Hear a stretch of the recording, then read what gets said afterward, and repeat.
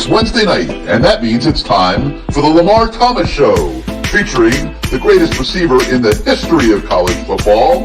Just ask him, Lamar Thomas. I was born in Ocala, Florida. I moved to Gainesville to go to high school. Being recruited probably since the 9th grade, illegally, I might add, by the University of Florida. I still can remember Coach Soldinger, Don Soldinger, coming out to our practice one day. Here it is, this guy comes out in the University of Miami jacket, and I said, I can't believe that's Miami out here. And, you know, I wanted to go up and say, hey, I'm Lamar Thomas. And actually, I did walk up to him and I said, hey, Coach, I'm Lamar Thomas. And he said, I know. And that was the start of my relationships with the University of Miami. Patton, another good block, and Toretto lays it out. Touchdown, Miami.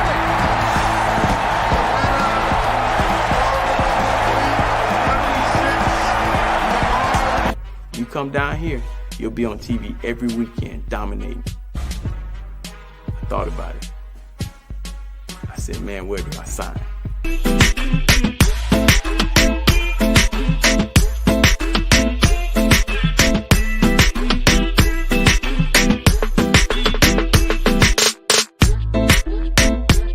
My mom, on Saturday mornings, I would wake up and she'd be holding my hand. I thought she was the weirdest lady in the world. But she was holding my hands and she would be rubbing them and saying, one day these hands are gonna make you a lot of money. She was smart.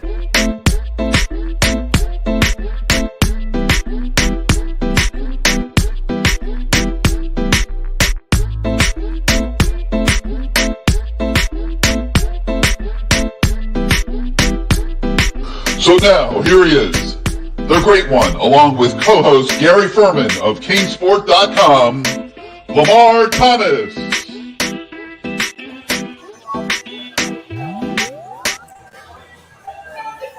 It's Wednesday night, and that means the great one is back. Lamar Thomas, and tonight he's in the house at Bo Camper Sports Bar and Grill in Plantation for our weekly installment of the Lamar Thomas Show, and I see he's already got, oh, look at this. Right off the top of the show, he's already got the food coming out, which means he's got the waitresses in the palm of his hand. And LT, matter of fact, that was a cook. That was the cook who brought him to me. But I got to say this, Gary. My dad is watching the show, and he told me, I can't eat wings. This one's on the guy at the bar. Thank you. I can't eat wings during the show. He said it's a distraction. So I'm going to box these suckers up, and I'll go from there. But, man, they smell good. They look good. And, man, I'm so excited about being at Bo Campers. And I'm so excited about seeing you, Gary. You're a sight for sore eyes, man. Let's go. Man, I'll tell you, I was at the end of last weekend, man. That North Carolina roller coaster ball game, and then of course the travel associated with it, and you know, then you went Sunday, up there, Gary? Huh? You didn't take me? You didn't take me with you, man? You're always welcome, Lamar. Ebony and ivory travel together to UNC. I like that one.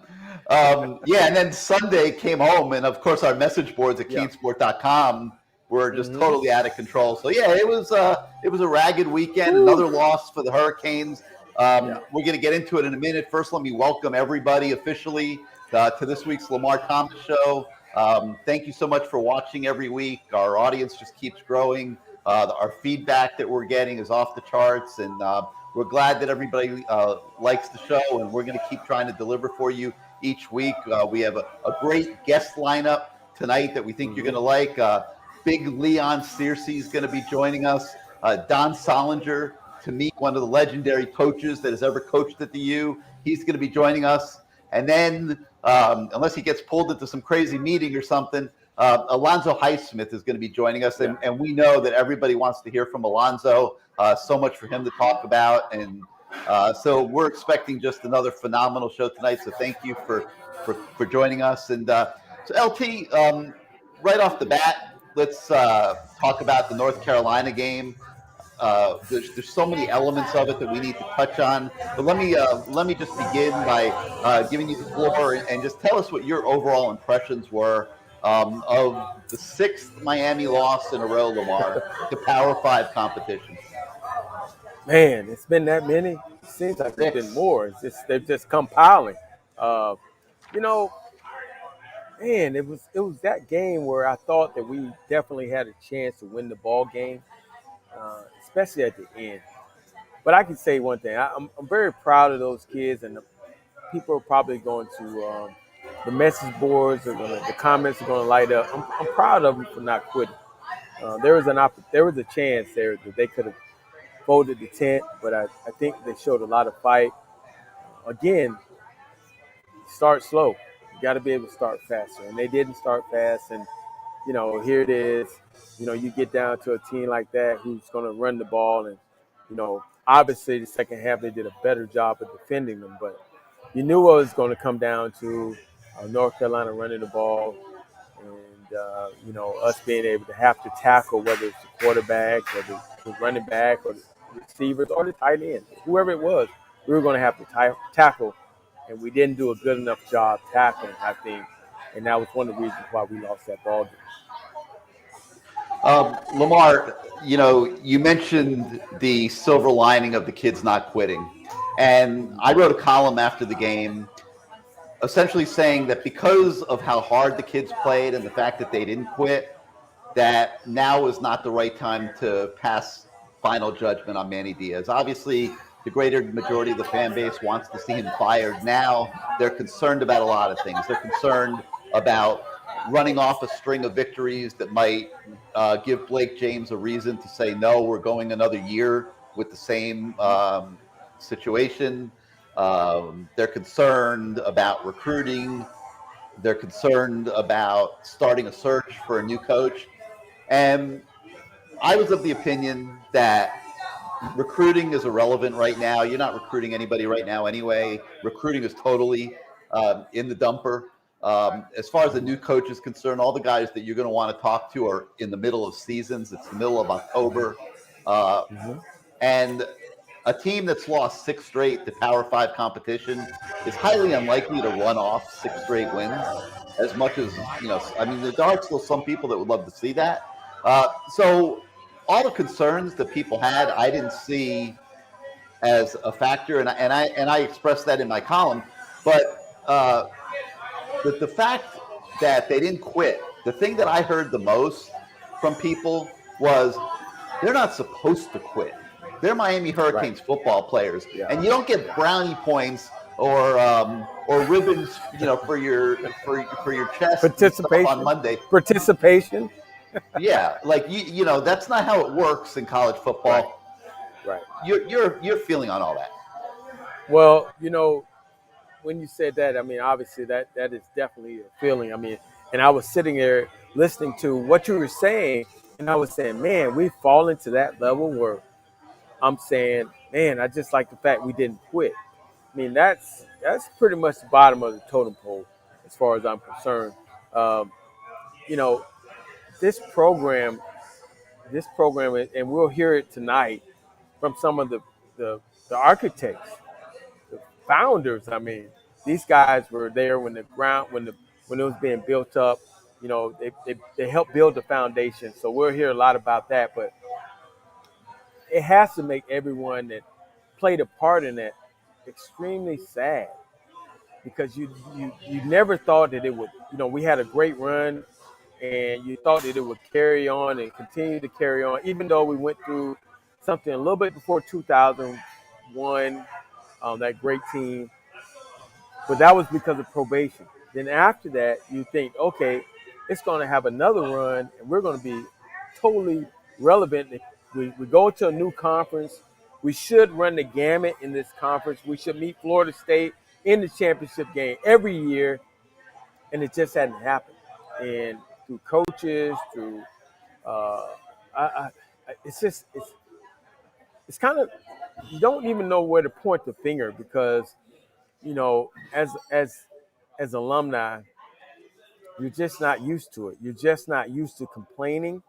Well, you complain, but you're just not used to losing like this and having to find any way, any positive to say, okay, well, at least they played hard. And that's hard, man. That's really hard on us. We have a WhatsApp group where the guys are messaging all night long. They don't stop. It's just like, I think guys wake up in the middle of their sleep, having nightmares, and just start messaging. And we're just very concerned. We're saddened. We want to see this thing turn around. The question is, how does it get there? How are we able to get this program to turn around? Because what we saw last weekend and the week before, or the game before, it's sad endings, very sad endings to our program, which we take a lot of pride in. All right, I'm going to bring in the third member of our team, Bruce Warner, the voice of the fan, now to join our conversation. And James Welford, one of our viewers tonight, is asking the question, why are they coming out so flat? That was what I was going to say. I agree. We talked about that. That's a great question, James. Right off the top. 16 days to prepare for these guys. And that's how they came out. Yes, they didn't quit. I get it. But I'm not too sure that's coaching. It's something everybody has to have in their heart to not quit, even when you're down. But to come out flat like this again, 16 days, and that's how you come out offensively? So LT, 151 to 10 total yardage against Virginia, 151 to 10. Then you got 2 weeks off to game plan, to scheme, to do whatever you want to do to get ready for North Carolina. 171 to 12, LT. You've been a coach, you've been a player. The only way that I can explain that, I want you to tell me if I'm right, is that's a coaching undressing. That's when teams are rolling out their game plan on both sides of the ball, and you're seeing what's happening when they do it. So talk to us about why Miami's coming out flat, what is happening in the first quarter of games, and how did Lamar Thomas get himself ready to come out firing in the first quarter? Okay, well, let's start with the last question because the CTE right there. It was just part of what we did, man. We and not saying we were always perfect because we did have some bad games, but for the most part, I wanted the ball in my hands early. I wanted, whether it was a hitch, something just to get the ball in my hands, feel that contact, and once I felt that first contact, I was ready to rock and roll. And I just think that for us, man, when we got off that bus, we had that thing rocking and rolling, and we even talked about it as we were driving to the stadium, how we needed to put our foots on these guys' necks. Great. Put our foots on these guys' necks. That was the 10, 12 times a show he does this. That was the chef. We wanted to go out and establish ourselves early because we also knew that every team that played against us, they were going to give us their best in the beginning until we let them know or we enforce our will on them. But we knew they would come out, and because in their minds they're like, are these guys really that good? And it was our job to say, hell yeah, we are that good. That's the way we treated them. But Lamar, it didn't work. It didn't work all the time. But for the most part, that was our game plan. I don't know how hard these guys practice, although we read about it constantly. You guys beat the crap out of each other. So when you came to a stadium, either home or away, if you really wanted to knock somebody on their ass or make catches and do things because you had beaten each other up all week, so you took it out on these other teams. I don't know how hard these guys are working. I don't know. They don't seem to be physically or mentally involved in the first quarter for sure, and usually the first half the way it's been. Your comments on that? Well, is it possible that they're not doing enough during the week to be ready for these games? Is my question. The rules have changed. The rules have changed drastically. How much you can practice kids and how much contact. You have all these people talking to you, whether it's you just have a lot of things going on, and you never know with each coaching staff. It's different, but I can tell you this: back in the day, we practiced our ass off and we competed. And being a coach, last couple of years, they don't seem to do that a lot. They pacify these kids somewhat because they're trying to make sure they get to Saturday. And you see it on the next level, too. They're trying to make sure they save their investment. The worst thing you want is your investment getting hurt in practice. So these head coaches are saying, hey, we got to practice smart. You can't be dumb. I mean, we practiced smart, but we went full speed. I mean, I don't know. You kind of set yourself up, especially on the defensive side. If you're not going out there wrapping up in practice and you're maybe tagging, it kind of will show up. And I won't say kind of. It will show up in the game. On the offensive side, it was, catching a pass and sprinting 20, 30 yards. That's what we did. The running backs brushing through the hole, the offensive linemen finishing their blocks, the quarterback going through his reads and progressions. It was just different. And today's kids, today's coaches, it's a lot harder for them to do that because the rules have changed so much. Do you think Nick Saban does that, or do you think he's the way you guys had it? I think he's like the way you guys had it, if you ask me. I don't know. I can't say for sure, but I would think that Nick has found a great balance of how to do it. And I think the kids buy into it where they're 100% paying attention. That's the whole thing about it. When you're going through walkthroughs, because you're treating guys like they're professionals, because that's what you do in the pros. You walk through a lot. So now you're having kids that they're sitting there watching the walkthrough, but they're not paying attention. So, and it shows up at some point. They're kids. They don't understand that this is we're trying to save your legs, but we need you to be totally focused on what's going on. Now, there's some kids that do pay attention, but I would say a lot of them during those walkthroughs, their minds are, you got NILs now. You got to get home and I got to write Gary's blog. I got to do that whole thing for Gary, man. Shit. I got to get my money, dog. Yeah, Gary, stop bothering these kids. Let them play. Their minds are every which way. So it's, today's coaches, and we'll find out more when we talk to Coach Soldinger, but I could only imagine Jimmy Johnson trying to coach these kids, man.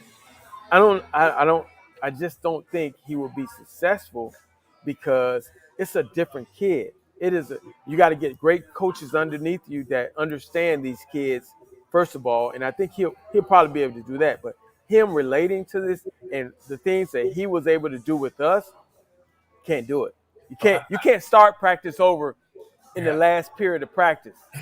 Right. Kids to say, hey, it's just part of the game. No, these kids are going to call their mamas. They're going to call the NCAA. They're going to call somebody, and this shit is not going to happen. Lamar, I was talking to somebody out at Arizona this week, who where Jed Fish is trying to transition as head coach and stuff. They got kids crying if they're asked to, literally crying if they're asked to do extra weight room work during the week. I mean, it is unbelievable how soft college football has become. But Lamar, getting back to the subject that we were talking about. Okay. We saw it against Alabama. We saw it against Virginia. We saw it against North Carolina. Absolute undressings in the first quarter coming right out of the gate. What creates that? Game planning, pretty bad on the offensive side of the ball. I just can't point my finger at it. I mean, I'm trying to put on the coach's hat, the player hat. I just can't figure it out because I know as a player, you got those teammates, leadership. You got guys speaking into pregame warm-up. I mean, there's so many other things that, you got guys getting ready for the game. And the coaching-wise, throughout the week, these guys should be prepared. You got 16 days. They should be able to come out and have that advantage, first of all, because they're a lot fresher. They've had 2 weeks to watch this team. But I just can't point my finger at it because we're not in that locker room. We're not in that coach's locker room.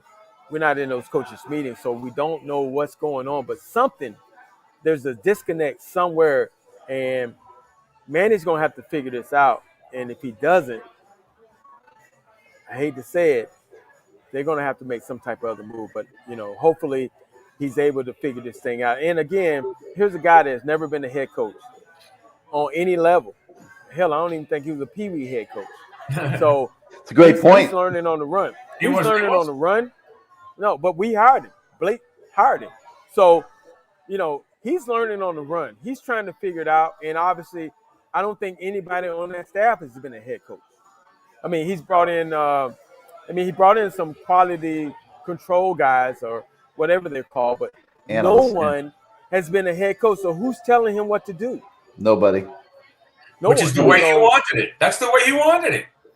Yeah, but he's learning the hard way that he's a little in over his head here. I mean, he really is. And I like Manny. They should have let him go to Temple and cut his teeth as a head coach in a job that doesn't come with the week-to-week, year-to-year stress and pressure that the Miami Hurricanes job does, which I think Lamar. I guarantee.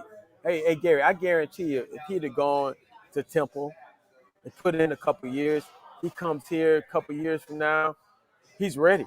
I mean, I guarantee you, and I don't, I've had conversations with the guy. I don't know him that well per se, never coached with him, but I guarantee he'd be more prepared to handle this type of situation because this is different. I mean, you got to have somebody to tell you how to do this because you've never done it. You're learning. He's learning on the run. This is not a job for a first-time head coach. Now, I said last weekend, because of the way the kids didn't quit, that it wasn't time to pass judgment. Tyson Hubbard is asking us, when is the time to pass judgment? Lamar and Bruce, is now the time to say enough of Manny, time to move on? Or do you give them another week, another 2 weeks? What if they lose Saturday? Lamar, I know, you've been a coach. You've seen a lot of different things. It's a difficult question, I'm sure, for you to reconcile. But when is the time? Bruce, you go ahead first. All right. So I read Gary's stuff and I text him all week and whatever. I don't disagree necessarily. He can't be fired now because what's the purpose? They're not really going anywhere. Now, what Gary talked about during this particular week, mentioned it last night, CaneSport, about there's some rumblings, there's some talking going on. So something must be happening. He's not going to tell us anything no more than me, but something's happening. So if that's the case, and if they're really looking ahead, then I'm not so concerned about the time frame of the judgment. I'm more concerned with them getting it right. That's what I care about. Lamar, I don't think it has to be Saturday. It doesn't matter. Look, no, he's not going. He shouldn't be here next year. By the way, there was an article on CaneSport about looking forward to the spring and the recruits. He ain't going to be here in the spring. Hey, what if he runs off a couple wins? Yeah, right. Keep saying that. We don't know. But keep saying that. Right now, obviously, he's going to have to string some things together here. But from all the things I hear, they're not willing to make a move right now on anyone, and they're just going to figure this thing out. So I think for us personally, unfortunately, it's something that none of us want to hear. It's kind of like deal with it and keep going. So, we got to watch this. Hopefully, this thing can turn around. I'm trying to. Someone said on the comments, Lamar's trying to be kind to the staff because he's been there. I respect that. In a way, yes, because I understand what's it like to be a coach on the staff where they're talking about your head coach and getting rid of him because they're getting rid of you too. That's the thing you got to understand. It's a hard profession, and for most of these guys, they've been in and out of places every 2 years. Every 2 years, you're kind of moving along, unless you have found a kind of niche and a kind of home. So, but I don't want the fans to think that I'm so pro on the coaches that I'm not going to diss them. But it is what it is. Right now, I think the most important thing we got to figure out is how to win ball games. How to string 1 or 2 ball games together where at least Manny or whoever they bring in, we have some type of argument because we all know that recruiting evolves around winning and playing time for a lot of these kids. So you got to win, first of all, to keep some of these kids around. And they have to get off to a better start in order to get that win, and they haven't done that. Yeah. And that's something that they have to look at in the short run, in the next couple of days or this past week. They have to figure this out. They had 16 days. Now, a lot of people are screaming about Lashley and the play calling. I hear it. I get it. I understand it. I don't necessarily disagree. But that offensive line, you can't really scheme and plan for too many things because they're just not that good. Ooh. They did better in the second half because he was throwing the ball a lot, and they were running the ball. And Rooster in the flat took off, but which they should be throwing that more often to keep the pressure off of Van Dyke. Who's Rooster? A little Jewish kid from Deerfield Beach. Rooster Schwartz. You never heard of him? Rooster? No. Rooster Weinstein? I mean, Yeah, Rooster Weinstein. Rooster. Rooster. That nickname is something special right there. That goes up there as one of the all-time. Well, it really is. He's in space. He's dangerous. To get him past the line of scrimmage is a problem because the line's not that good. You see it, and then Gary said this too. He gets tripped up a lot. He's got to get a little stronger, lower, but he's really dynamic. Yeah, he is. If he gets an open space, he is dynamic. They got to get the ball to him early in the game. Got to get it to him in space. But I'm glad we keep talking about the O-line, which they've had some issues this year. But having, we get Leon on here, he'll give us his take on the O-line. I love having I don't know if you want to hear it because I heard it. And he posted something and somebody put it on CaneSport. That's all right. We accept everything. We're equal opportunity employers. Right. Let's just see if we can see him on the screen with all that cigar smoke. He's probably going to have puffing. But Lamar, just to finish that other subject, we heard it from Hurley Brown last week too. When you have sat in that coaching room with other guys and things haven't been going well, and you're probably going to get fired. That when you've gone through that experience as a coach, I think you tend to look at these situations from a different lens than the fans do. Than Bruce is the voice of the fan would, than I would even as a media person, regardless of how close I've been to it for so long. You're going to look at it from a more sympathetic lens because you understand what is going on in that room. And you might see it's not working, and you might see, Manny's probably not going to survive this season.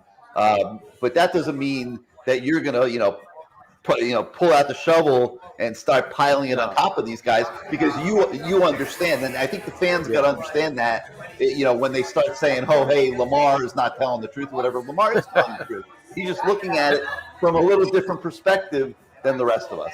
Yeah. Hey, I changed my hats 3-4 times a show, so I'm just saying I'm looking at it from a different hat, man. I'm putting on a different hat. A player, a coach. I mean, they're different hats in the program, and you got to look at it from a fan. I'm a fan. I'm a fan, but I'm also an alumni.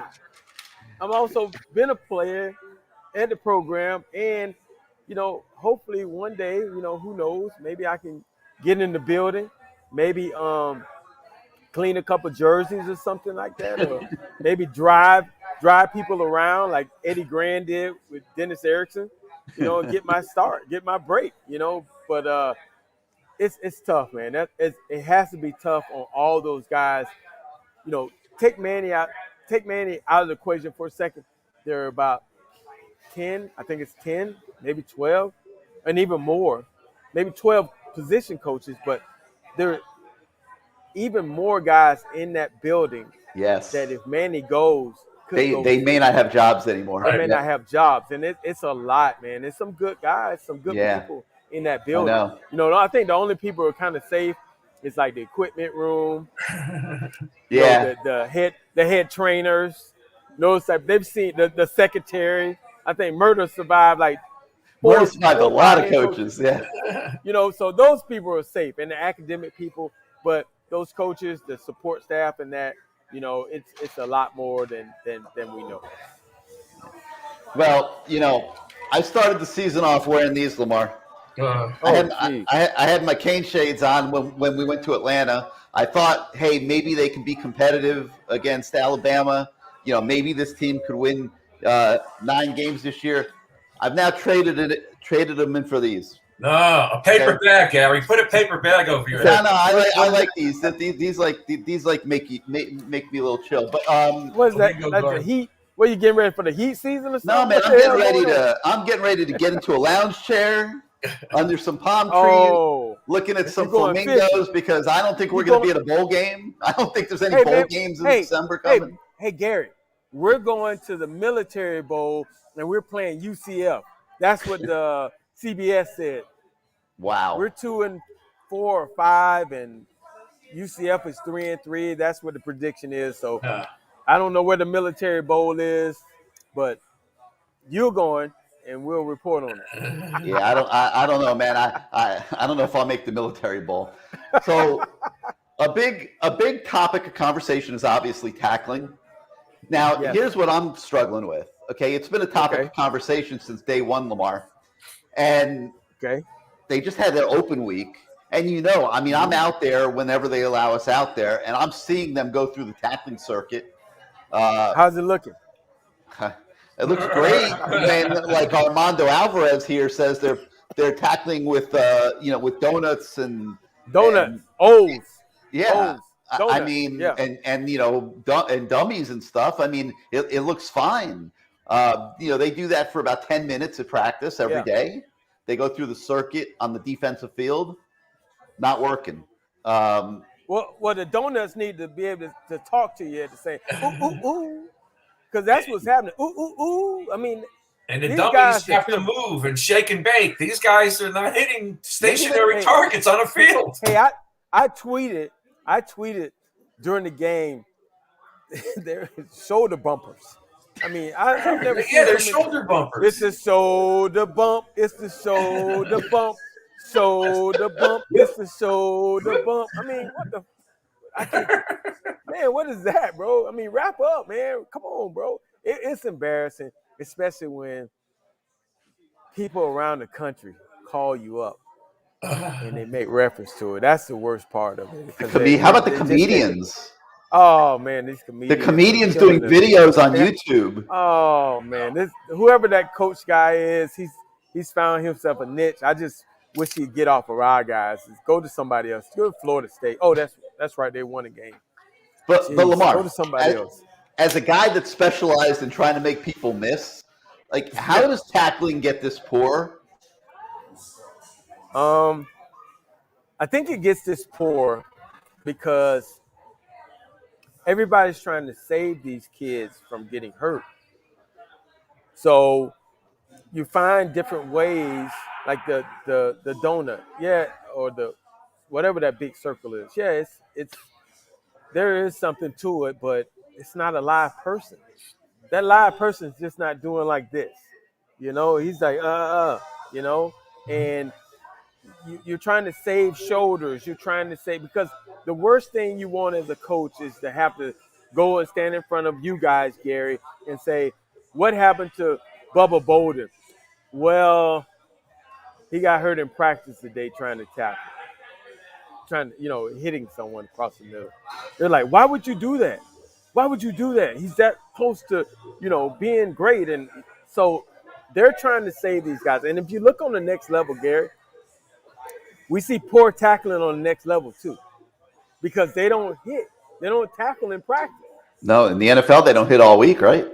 Because the NFLPA or the Players Association say, hey, we can't do that. Let's not do that. And they come together and they go, okay, well, yeah, we'll give you another hour extra walkthrough, and it's all in negotiation. So those guys on the next level, they're definitely not tackling in practice, and it's showing on Sunday. Now for us, University of Miami on Saturdays, it's obviously they're not doing it in practice. They can't be doing it in practice. They can't be doing it in practice. They cannot. They cannot. And they're probably trying to save guys. They're probably saying, okay, we can't allow these guys to get hurt. If they're going to get hurt, they're going to get hurt on Saturday. But it's showing up as a bad product. But every team in the country is in the same boat, Lamar.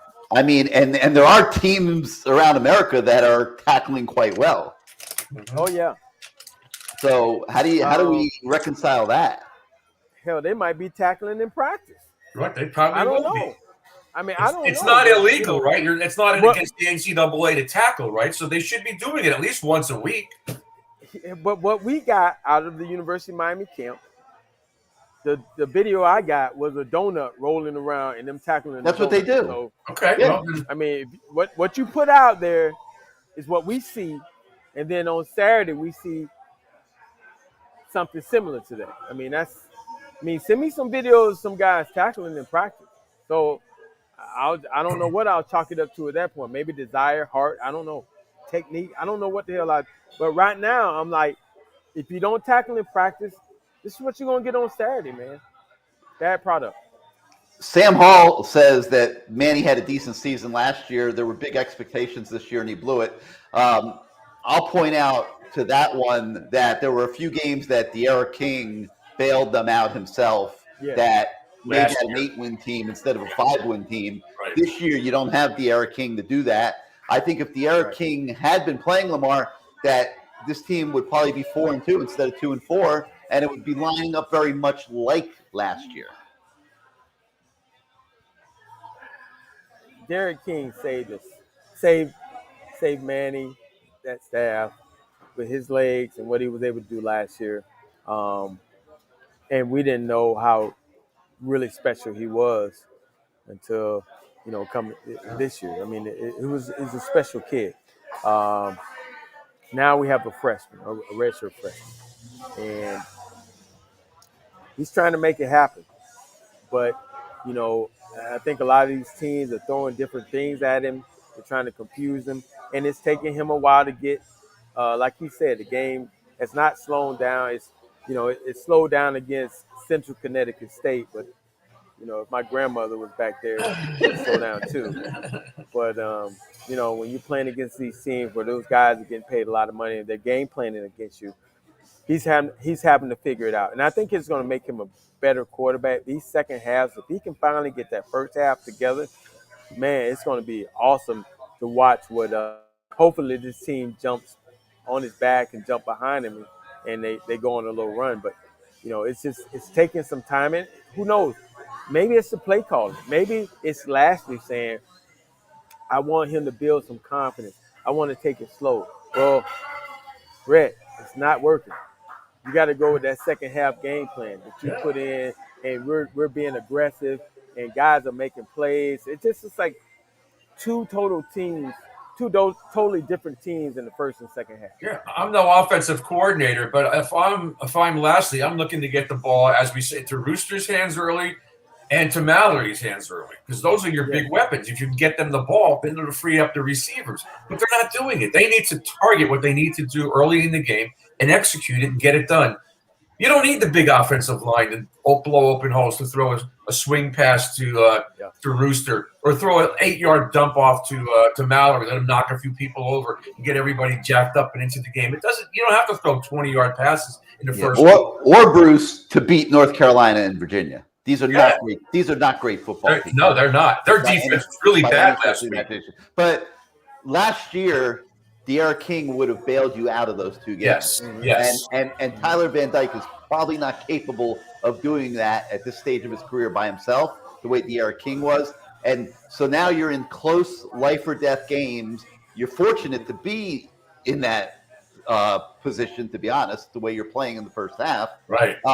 And when you're in those life or death games that are going down to the wire, you're going to win some and you're going to lose some. They won a couple last year. They're losing them this year, which transitions me to my next topic, Lamar, and that is the decisions that Manny Diaz is having to make at the end of football games. The game. Do you play for a field goal or do you try to score a touchdown? Against Virginia, he plays for the field goal. The kick hits the left upright. Against North Carolina, he plays for the touchdown. I'm up there applauding, as a lot of other people are.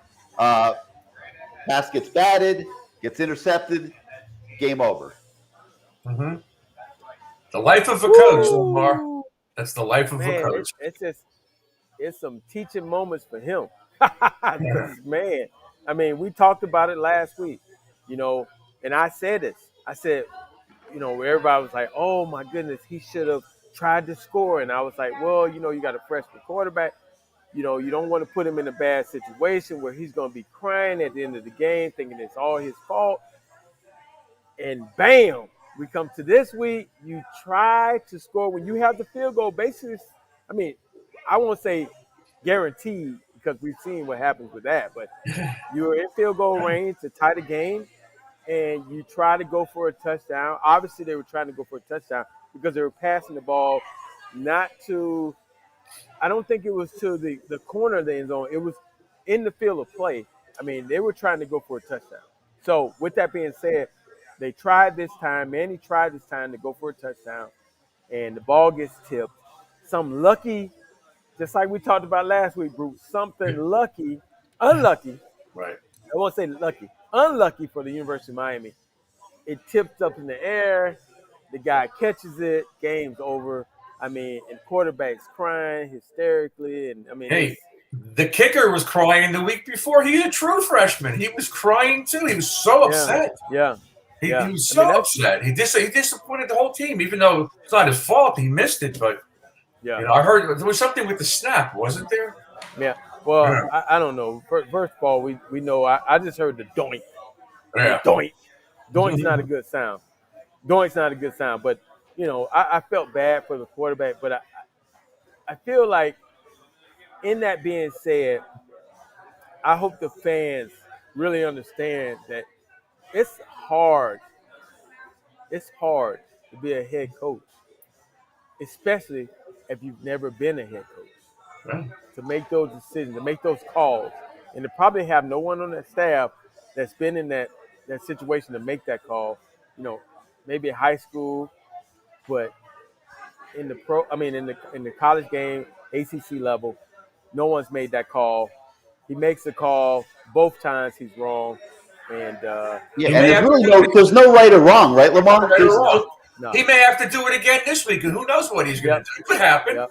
There's no right or wrong. Right. You're either going to be aggressive or not aggressive. I think the problem that Manny's having, and why it hasn't worked out for him twice now, is he's trying to have it both ways, and you can't. Yeah. You have to have a philosophy. I'm either going to be aggressive or I'm not going to be aggressive. I can't not be aggressive against Virginia, and now I'm being aggressive against North Carolina, especially when my offensive coordinator, when I'm being aggressive, isn't throwing into the end zone.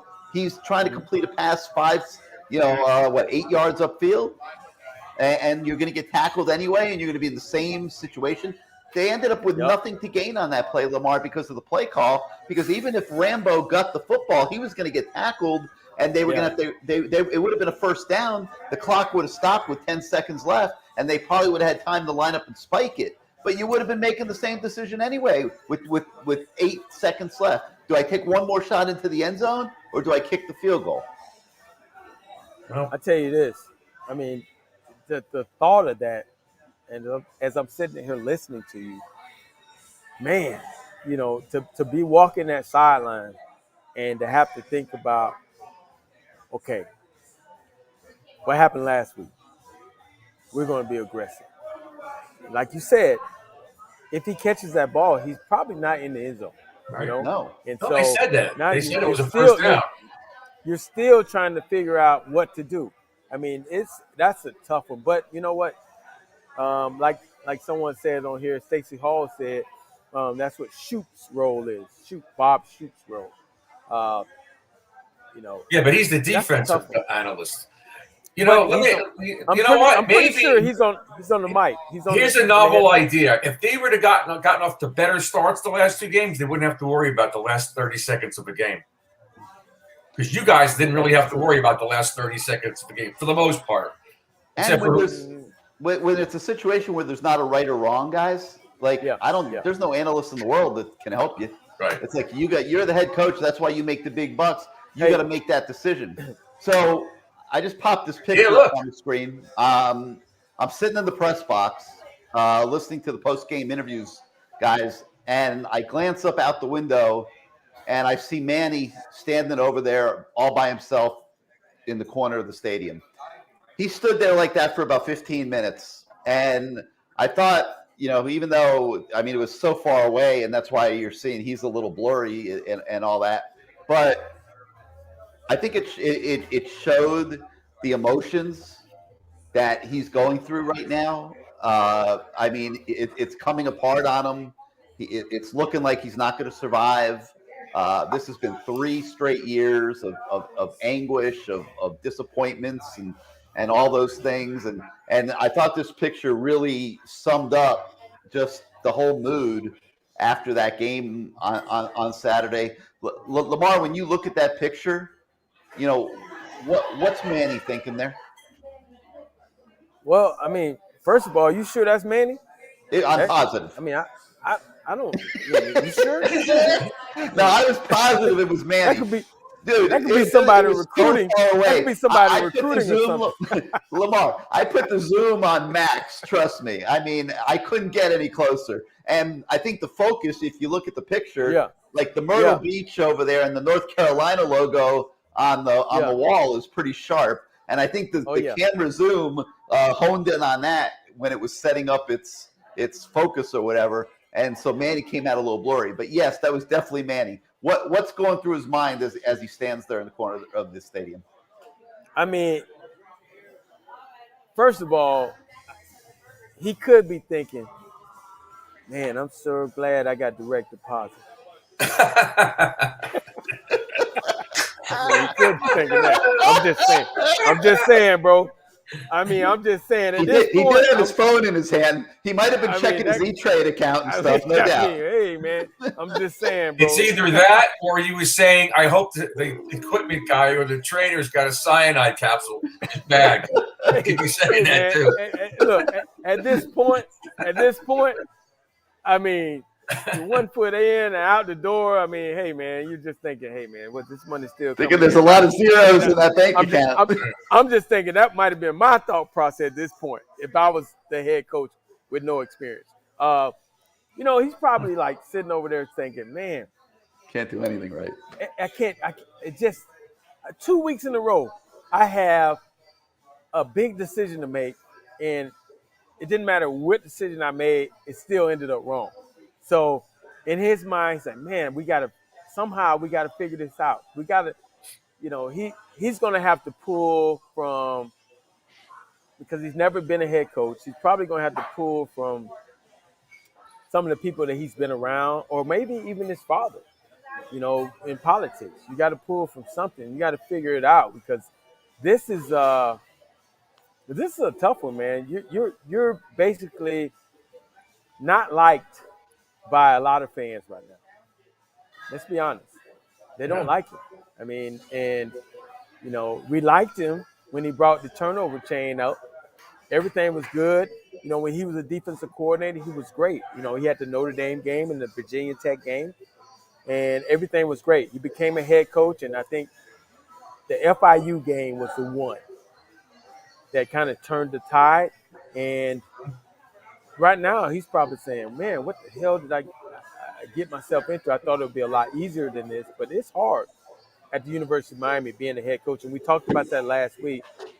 The guy that comes in here, if Manny is not able to survive, he's going to have to understand what comes along with being a head coach at the University of Miami. And it evolves around winning.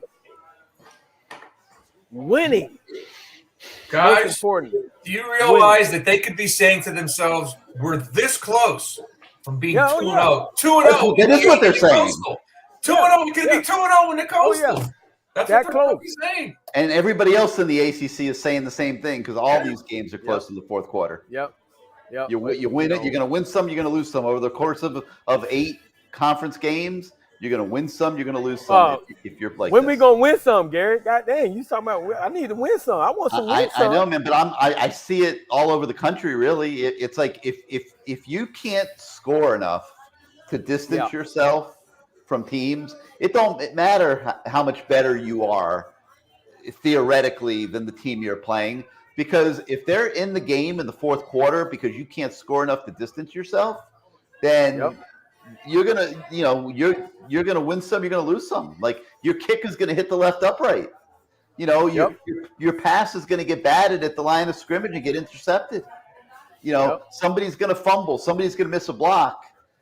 You know, things are going to happen in these games in the fourth quarter, and it's not just the middle of the pack teams that are experiencing this. I mean, the top teams in the country are experiencing it. Mm-hmm. I mean, I watched Oregon, for example, the last 2 weeks. Yeah. Were in life or death all the way down to the final play. Yeah. All the against way to very average teams, Lamar. Yep. Maybe they're not that good. Gary, do you think, and this is a question I'm throwing out there, do you think the transfer portal has helped a lot of these teams or hurt a lot of these teams? What's your thoughts on that? I think some teams it helps. Like it's helped the Michigan State go from being a 3 or 4 win team to what will probably be an 8 or 9 win team this year. I mean, their tougher games are coming up. They almost got upset last week. I don't think they're getting past the Penn State, Michigan, Ohio State gauntlet that they're getting ready to run through.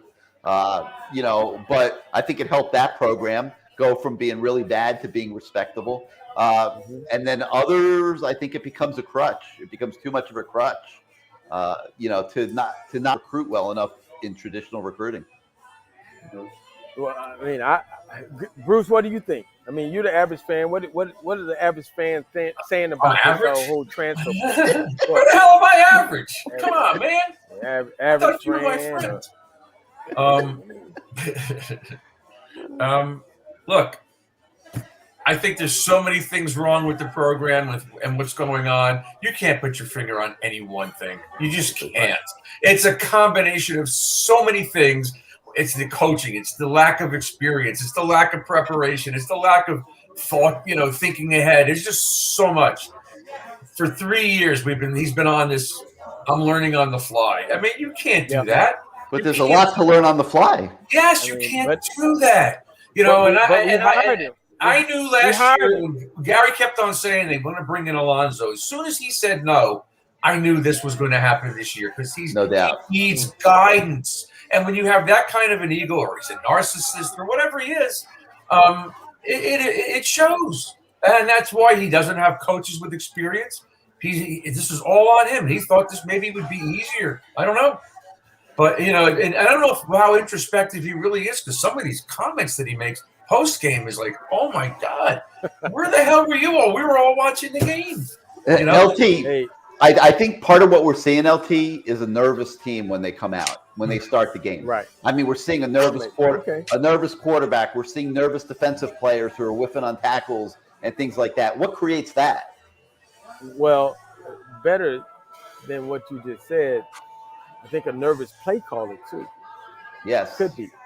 But, no doubt. What creates that? I would think these guys are. It's a lot of pressure on them, man. They may be, and this is my opinion. They may be afraid to make mistakes. I mean, I don't know. I mean, you got those guys in that secondary, and the more I think about it, how many times have they gotten kicked out of games? Yeah, then what's the impact been? What's the consequence been? I don't know if they're afraid, because to tell you the truth, I don't know. It's a party at the practice. It's not real like you guys were. So I don't know if they're afraid. Wow. Afraid of what? Hey, first of all, 225 Hurricane said they need to have a whiff chain. A what? A whiff chain. A whiff chain. Yeah. That's pretty good, man. I like that. He said a whiff chain. 247 came. We need a whiff chain. That's pretty funny, man. That's pretty funny. Well, all right, let's see. But what's this one? Don Snaps is saying that not only is the first-time head coach, but we allowed him to make himself the DC too. I like that move, Lamar, because if he's going down this year, which he might be, at least he's going down on his own abilities. Well, I'm gonna tell you this: if I was in his shoes, well, first of all, I'd get me some Yeezys, because with Adidas, I would get me some Yeezys because I got an Adidas contract, but that's another story. But if I was in his shoes, you damn right. If I'm gonna go down calling my own crap, because I can't depend on somebody else to call what I want. And you know what? If it's gonna happen, it's gonna happen because I messed up. Because the worst thing you want to do, now it might give you a little excuse to say, I got fired because, it could be Mac Brown. What Mac Brown says about Manny Diaz. Man, my defensive coordinator got me fired. That's the worst thing that can happen because you're saying I didn't have the true chance to do this myself. So with that being said, I mean, if I'm in his shoes and I'm the defensive coordinator, I'm going to call him. If I'm the offensive coordinator, I'm going to call my own plays. I mean, if I have experience, because at least that gives me some, hey, I went down swinging on my own terms. Not and to be honest with you, even him hiring his own staff, I think for him, this is just my opinion, it's not quoted or anything else, but I think for him and a lot of these guys, they don't care who you're telling them to hire. The one thing they don't want to hear is the media saying, oh, hire this guy, hire Lamar Thomas because he played there. No, they're saying, hey, if I'm going to screw this up or if I'm not going to be successful or if I'm going to do this, it's going to be on my own terms, not you telling me who to freaking hire. And so this is a case where, right now it hasn't turned out to be good. Now, obviously, if it would have turned out to be better, Manny looks like a genius for everybody he's hired, but it hasn't so far. I have a question for both you guys. Let's assume that he is let go and they do bring somebody else, Mario or somebody of a higher caliber than what we have. Where do you think this team is next year and the year after that? Do you think there's enough talent for a good coach and a good staff to take on and win the Coastal with ease, or they're going to still struggle? Or where do you think this is? Because as the fan, I want to know what you guys think could happen. Well, there is talent. Well, Bruce. Okay. Listen to Manny now say how close they are and how the freshman class, I mean, obviously, if we listen to him, because he's trying to make sure that he gets to coach that class and these kids that are coming, we're supposed to be able to compete. I mean, if you look at what we have and how many young players are playing and what they're doing, we should be able to compete next year. We should be able to. But, who knows how this thing goes Those young around. kids are playing better than the guys that have been on his team for the last 3 years. They're making mistakes, but they're aggressive mistakes. Yes, they're good players. I love these kids. But they aren't his players.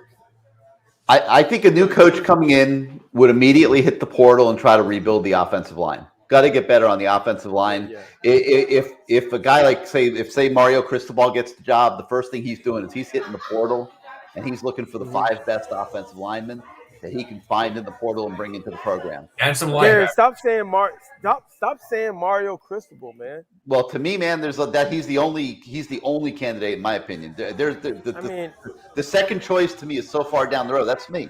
Because you have to recruit. Because we have to recruit. We trust him with the recruiting. I'm looking at the job. I'm looking at the demands of it. There's no way we can get that guy, man. Don't say no way. Don't say that. Don't say no way. Don't say that. Man, let me tell you something. You find a way. I like it. I like Adidas, but I love Nike. Let me tell you that. Okay? I like Adidas, but I love Nike. And I'm sure he's saying, I like Miami, but I love Phil Knight. And Phil Knight's wallet. Phil Knight probably got a snakeskin wallet with a lot of money in it. I'm telling you, man.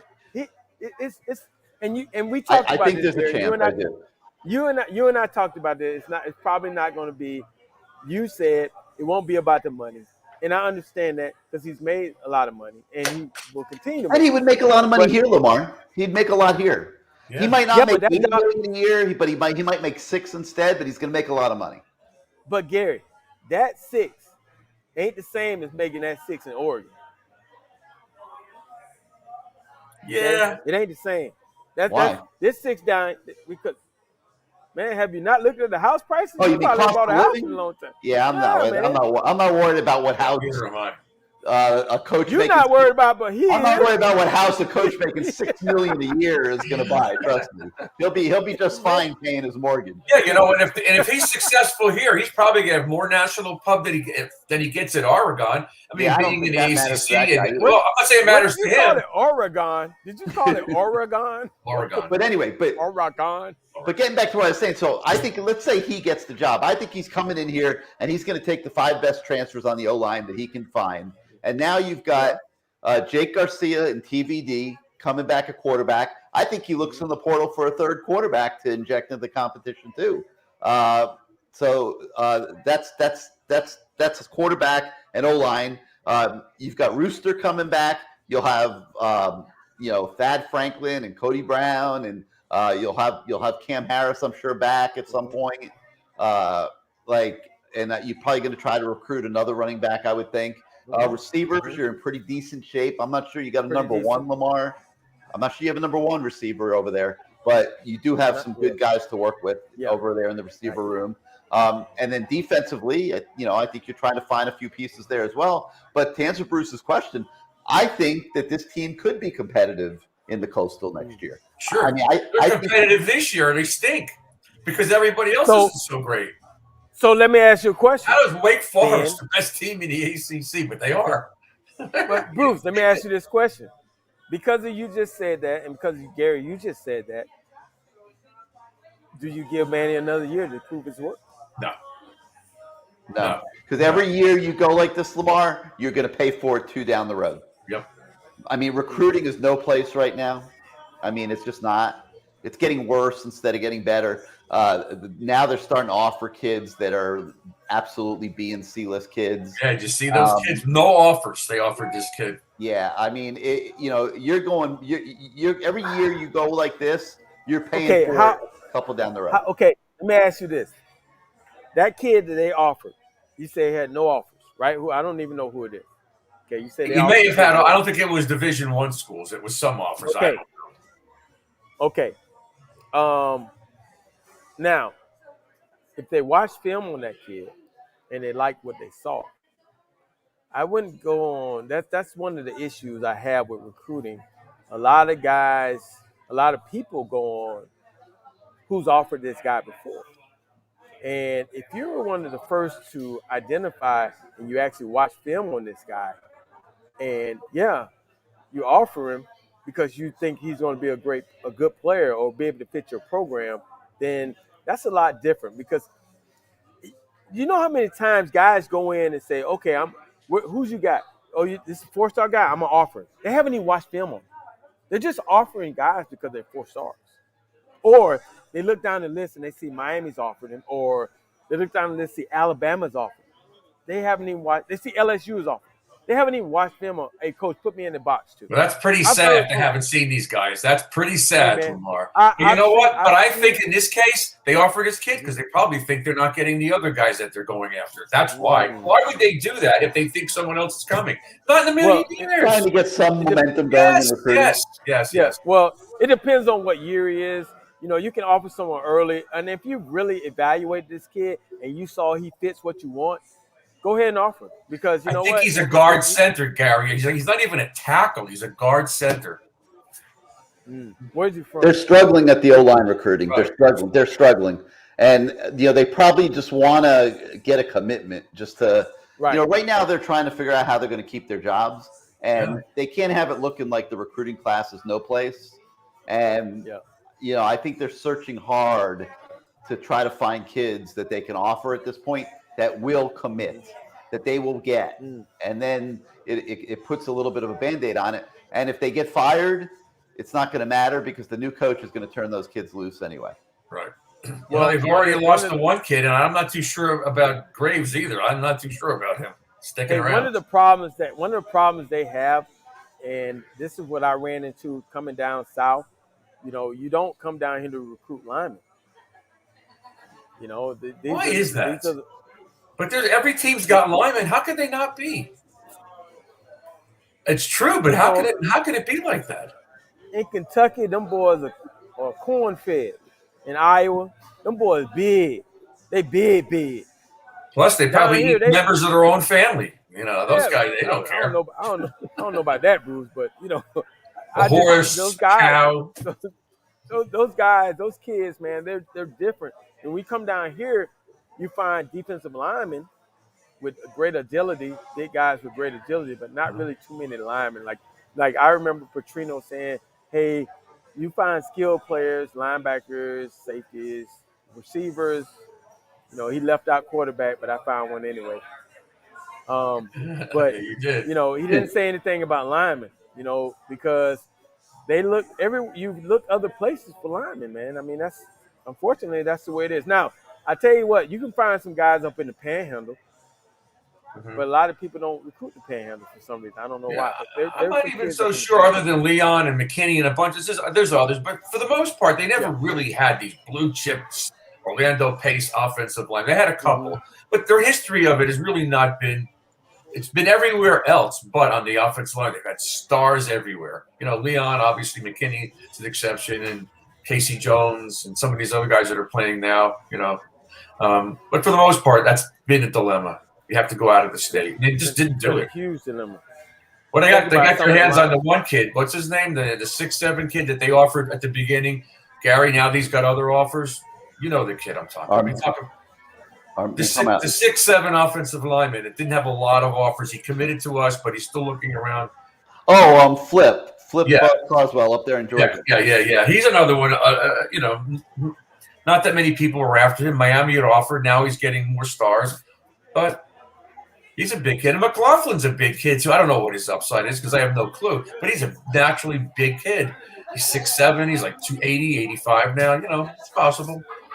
Hey, hey, Lamar. There's a guy, okay, that, I mean, I've been in here 4 decades. This guy, without question, is one of my favorite coaches of all time at the University of Miami. I've been fortunate to get to know him well enough that I comfortably could call him a friend. And he just popped into the lobby for us. And we know. We're going to get him up on the screen. Manny Soldinger.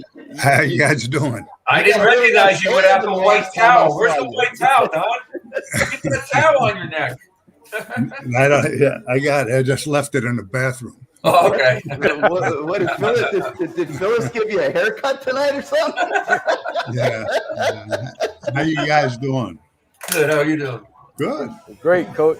Hey, such a big smile just popped up on my face, man. Coach Soldinger, my guy, the guy who recruited me to the University of Miami, my guy. We had many great conversations, let me tell you. Does he know he's in? It was a lot of fun, I'll tell you that. Do you know that you're in the intro, Coach? You're in the show intro. Yes, did you know that? Yeah, you're in our show intro. Wait.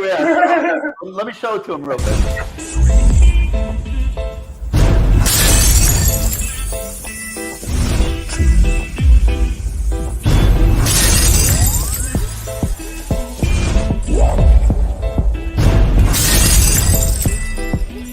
It's Wednesday night, and that means it's time for the Lamar Thomas Show, featuring the greatest receiver in the history of college football. Just ask him, Lamar Thomas. I was born in Ocala, Florida. I moved to Gainesville to go to high school. Been recruited probably since the 9th grade, illegally, I might add, by the University of Florida. I still can remember Coach Soldinger, Don Soldinger, coming out to our practice one day. Here it is, this guy comes out in the University of Miami jacket, and I said, I can't believe that's Miami out here. And, you know, I wanted to go up and say, hey, I'm Lamar Thomas. And actually, I did walk up to him and I said, hey, Coach, I'm Lamar Thomas. And he said, I know. And that was the start of my relationship with the University of Miami. And he had the towel on his neck, too. I'll tell you what, it was... What is that? Lord, there you go. You got it. There you go. Hey, you know, it was fun. I don't know what his microphone's freaking out on him. Let me see if I can do something. Hey, Phil.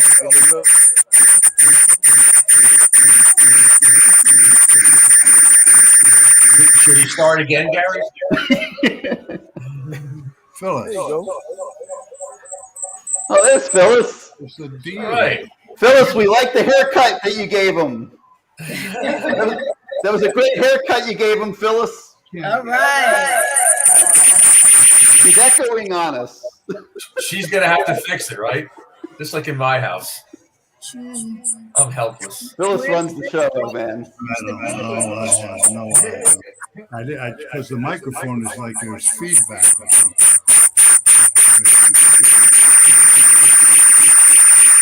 Johnny, maybe try logging out and log back in. Yeah, log out and come back. Yeah, I Yeah, do that, and then we'll bring you back in.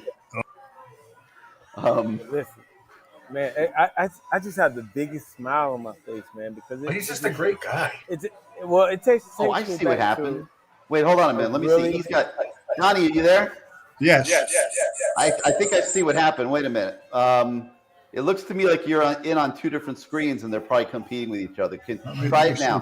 That's what you did before. There you go. You're good now. Let me see if I can get. No, you're good. There Johnny. you go. Wait. Oh, he'll come back. He just left us again. He'll come back. Hey, he had two different things going on.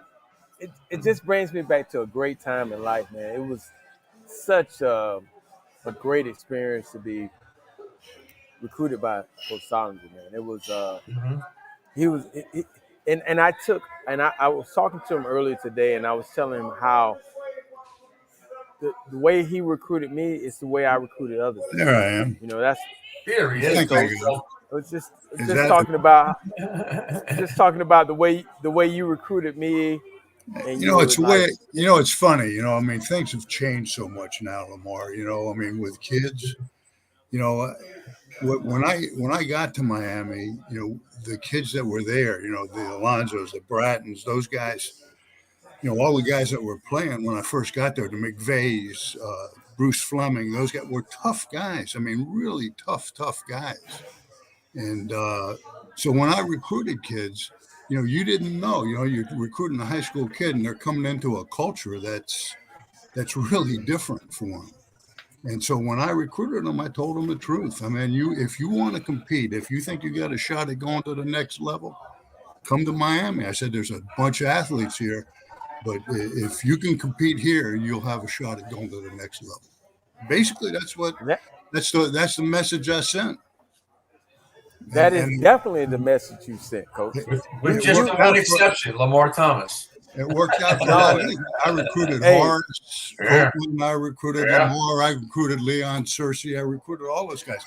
Lamar happened to be a great athlete. But when I recruited you, what did you weigh? 150 when I recruited you? I mean, really, I knew you were a great athlete, but I didn't know how tough you were.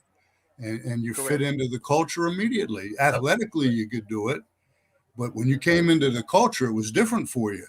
And you either made it or you didn't make it, and you fit in and you did what you had to do, you know. And I'm real proud of you, you know. But I didn't know at first, you know, I knew your athletic ability was there, but I didn't know about the toughness. And when I recruited kids, that's what I talked about. These kids don't really realize how tough you got to be to play at the elite level we played at. We were playing at the Alabama level that Alabama's playing at. Oh, yeah. That Georgia's playing at now. And you're playing team after team after team. I walked the campus for 3 years and never lost a game. Never lost a game in 3 years. You know, that's the way we were, you know, and you know, we worked hard. You know, funny, I called Phyllis. I used to see her. She was sleeping. When I got home, she was sleeping. It was great. Our marriage lasted a long time. That's why you're still together, Donnie. Yeah. That's why our marriage Coach, tell us a little bit about what's it like to go into the as you called it, the enemy territory, the backyard of in Gainesville. You know, you're up there. Let me tell you a story. Let me give you a Jimmy Johnson story. I love Jimmy. I work for Jimmy. As a matter of fact, I just got back from the Hall of Fame.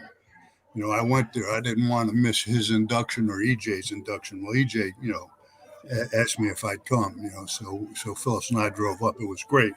But it was funny, you know, when I got the job, I took over for Mike Archer, who got the job at LSU. And so I was recruiting the Space Coast, and I was recruiting Ocala, Gainesville. Well, in the early '80s, when I first got there, it was the Miami Vice thing. So I couldn't get in some schools. It was unbelievable. They wouldn't let you in. They'd come back when school's out. They wouldn't let you, go into the school. But anyway, when I first started recruiting, it was the second year I was there. Jimmy calls me in the office. He says, "Hey, coach." He says, "You like coaching here?" I said, "Coach," I said, "it's the best. I love it. It's really good." He says, "Well, that's good." He says, "You better start recruiting some athletes that can play ball." This is what he was telling me. And I said, "Coach, I'm recruiting, Ocala, Gainesville. This is, they don't even like wearing green and orange. They kick you out of the school." And he stands up behind it. He says, "Don't tell me what you can't do. Tell me what you can. Now get out of my office and recruit some athletes, or you're going to be on the streets." Wow. Yes, sir. And so I left, and I got a Lamar Thomas, Brandon Merriweather, Leon Searcy. I got some great ball players, but it was tough, man, when you first got there. I went to a game at West Orange, and it was pouring rain, and I'm sitting in the stands, and all of a sudden Florida guys come in, they walk in the press box. Georgia guys come in, they walk in the press box. I said, "Damn." I said, "That's good." I knocked on the press box. I got my Miami stuff on. They go, "No, you can't come in." Wow. That's what it was up there at the time, But, hey, you just roll up your sleeves. You go after it. You tell the kids that you're recruiting. You shoot it straight to them. Hey, and if you want to be here and you want to compete, come on. If you don't, go somewhere else. As a matter of fact, Coach, let me ask you this, Coach. Yeah. If what you're saying in your philosophy about finding guys that are tough, the way these kids are coming out of high school now with all these social media and all the stars and the whatever and the rankings, it's got to be tough because these kids have this sense of entitlement. I've talked about it. They make these announcements. I'm going to take my talents like LeBron James to Miami for the next 3 or 4 years. They're halfway out the door and they're still in high school. That's got to be tough for you. Hey, you know what? I would shoot it straight to them too. You know what? The biggest problem right now is kids are entitled, the entitlement. And instead of saying, what can I do to start? In the 2001's coming up this weekend, they're going to honor the 2001 team. Sitting in my room, and I got a picture sitting right here, and I'll go and I'll show it to you. This is a picture. I don't know if you can see it, of the guys sitting in my room. That's Frank Gore. That's Nigel Davenport. That's Willis McGahee. That's Clinton Portis. That's Jared Payton. That's Quatrin Hill.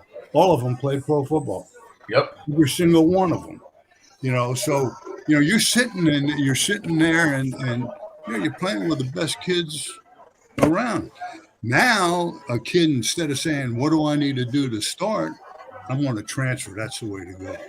Yep. And I don't buy that stuff, And I would tell a kid, if you want to transfer and you want to go, take the easy route, don't come to Miami. And I think that's the way you got to start recruiting. I talked to one of the guys working there now, and he says you can't recruit kids that way.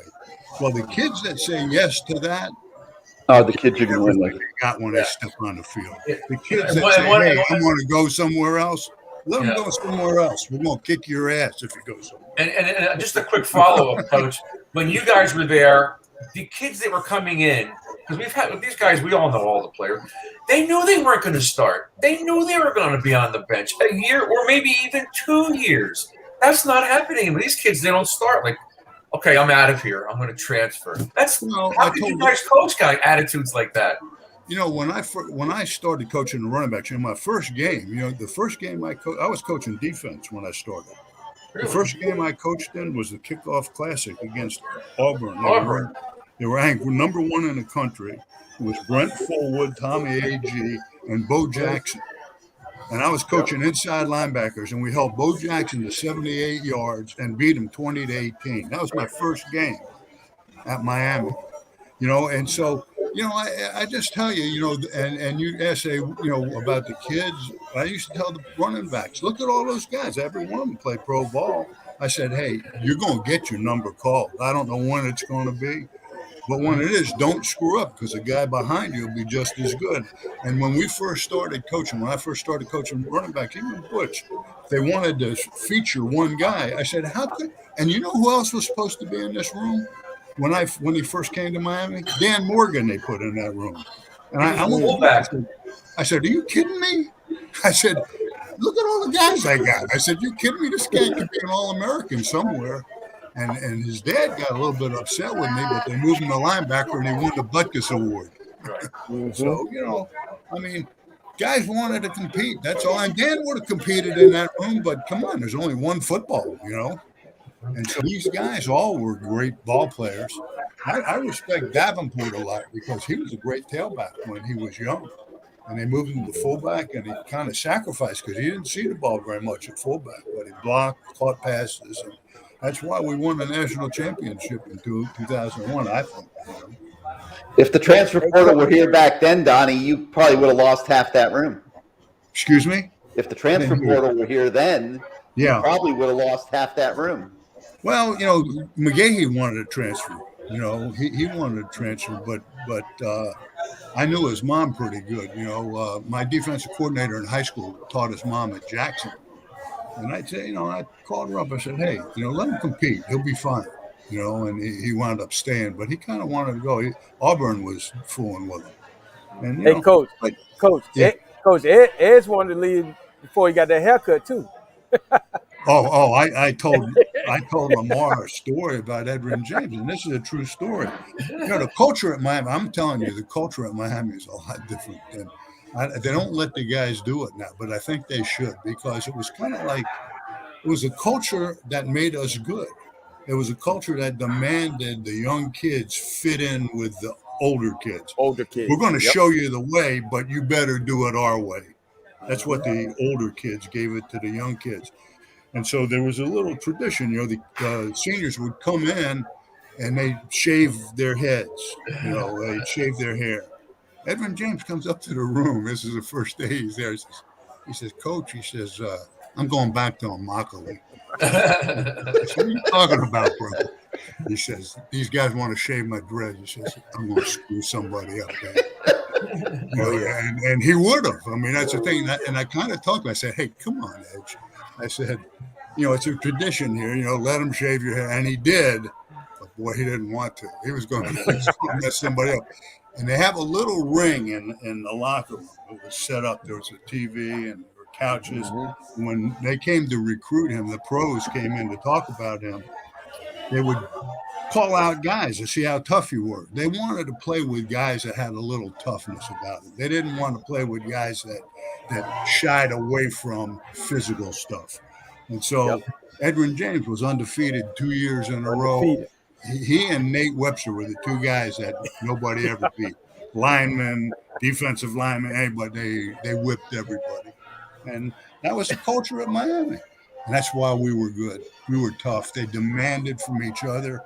We just kind of directed them, and they did the rest. And you guys had leaders too. When Jerome was there, you had leaders all the time. I don't even know who the leaders are, if there is such a thing. Highsmith was a leader. Highsmith was a leader. Yeah, all those guys. Every guy on the field. Portis, all those guys that came in. Each group had a guy that kind of took it by the horns. When we first started, when Butch first started, you had Santana Moss and you had Reggie. Were young guys, but they showed right away they could play. Lamar showed right away he could play. And all of a sudden, they became the guys that the other guys followed. And if they didn't, when I got there, it was real strange. We'd be practicing, and you talk about what they're doing now, trying to not hurt guys. The first thing we did when Jimmy called it string out drill. String out drill. I was just about to say that. String out drill. He had a lineman, another lineman in the back, and another lineman and a ball carrier. And you go, ready to go. And that guy tried to hook you, and you'd rip through him. You'd rip through the next blocker, and then you tackle that guy. Yep. And when you tackled him, you ripped your arms through and grabbed cloth, man, and hung on and drove him back, stayed up high. When we scrimmaged or we were doing a 2-minute drill or something, all of a sudden, Highsmith would like nail a guy. And I said, man, it's just, just butt up. And Highsmith would look at me or whoever was hitting the guy look at me and they go, this guy ain't doing it right. So they would tattoo guys in the scrimmage. That's how they patrol. That's how they police themselves. If guys weren't doing it right, they'd get lit up like crazy in scrimmages and drills and stuff like that. You had to do it right, and you had to do it right all the time. And if you didn't, you weren't. That's why we won. That's exactly why we won. Well, that's what football is to me now. One guy that always did it right is the guy who they just retired his jersey up in Washington this past weekend, and that was number 26, Sean Taylor. And this is the jersey, guys, that is on sale right now at all Canes. And anybody that wants to commemorate Sean Taylor can go to allcanes.com or go to the store on down near campus and get this Sean Taylor Adidas jersey now. And Lamar, All Canes is always a store that you've visited quite a bit in your career. And let's just take a quick second here and talk to us a little bit about All Canes. And I know Coach Solinger's been in there a lot as well. And just the special place that All Canes has for the Canes fan. I mean, Gary, you just said it. I mean, a special place for Canes fans from the time I stepped on that campus, my visit with Coach Solinger, getting me down there. We went down there to All Sport. Okay. And, it's just been it's a part of the family. It's part of the fabric of the University of Miami as far as apparel. I mean, everything those coaches are wearing on the sideline, you get it right there in Harry's shop. I mean, it used to be back in the day, you walk in, the games were playing, people would be sitting there watching the game because it was on VCR. It was just and it still is, a great place to go. Was it, how many years? 50? 1959. It's been a Canes fan tradition since 1959. Man. I mean. Donnie, were you born in 1959? Who, me? Yeah, were you shopping at All Sports back in 1959? 59, no. But, I was 5 years old. But what a great place to go. Older than that, but no, I wasn't. No. But I tell you what, Phyllis, I tell Phyllis to go see Harry. I said she makes his jewelry, UM jewelry that with green and gold bracelets and necklaces and things like that. And I said, let Harry sell that for you. They're really nice stuff, that she has. But we used to go to all, some of those things, she'd sell it, but since I got let go, she hasn't done too much with it. But yeah, since 1959, All Canes has been a Canes fan tradition. You can shop them online at allcanes.com. And if you like that Sean Taylor jersey, I would get there quickly and order one because I think they're going to go off the shelves pretty fast. They put your name on the back, right? They're putting your name on the back? I don't know if they'll do it on that one. That's like a special okay. That's a special jersey, and it's got Sean's name on the back. So you'd probably want to keep that one like that. But, they're open 10 to 7 on Friday, 8 to 5 on Saturday. Before you go to the stadium, get on over to All Canes and get yourself a Sean Taylor jersey. I think you'll be happy to have that as you go forward as a Canes fan. All right, Donnie. Yep. Question, man. Go ahead. Let's have some real talk now. The Miami Hurricanes have not been the Miami Hurricanes since you left the building.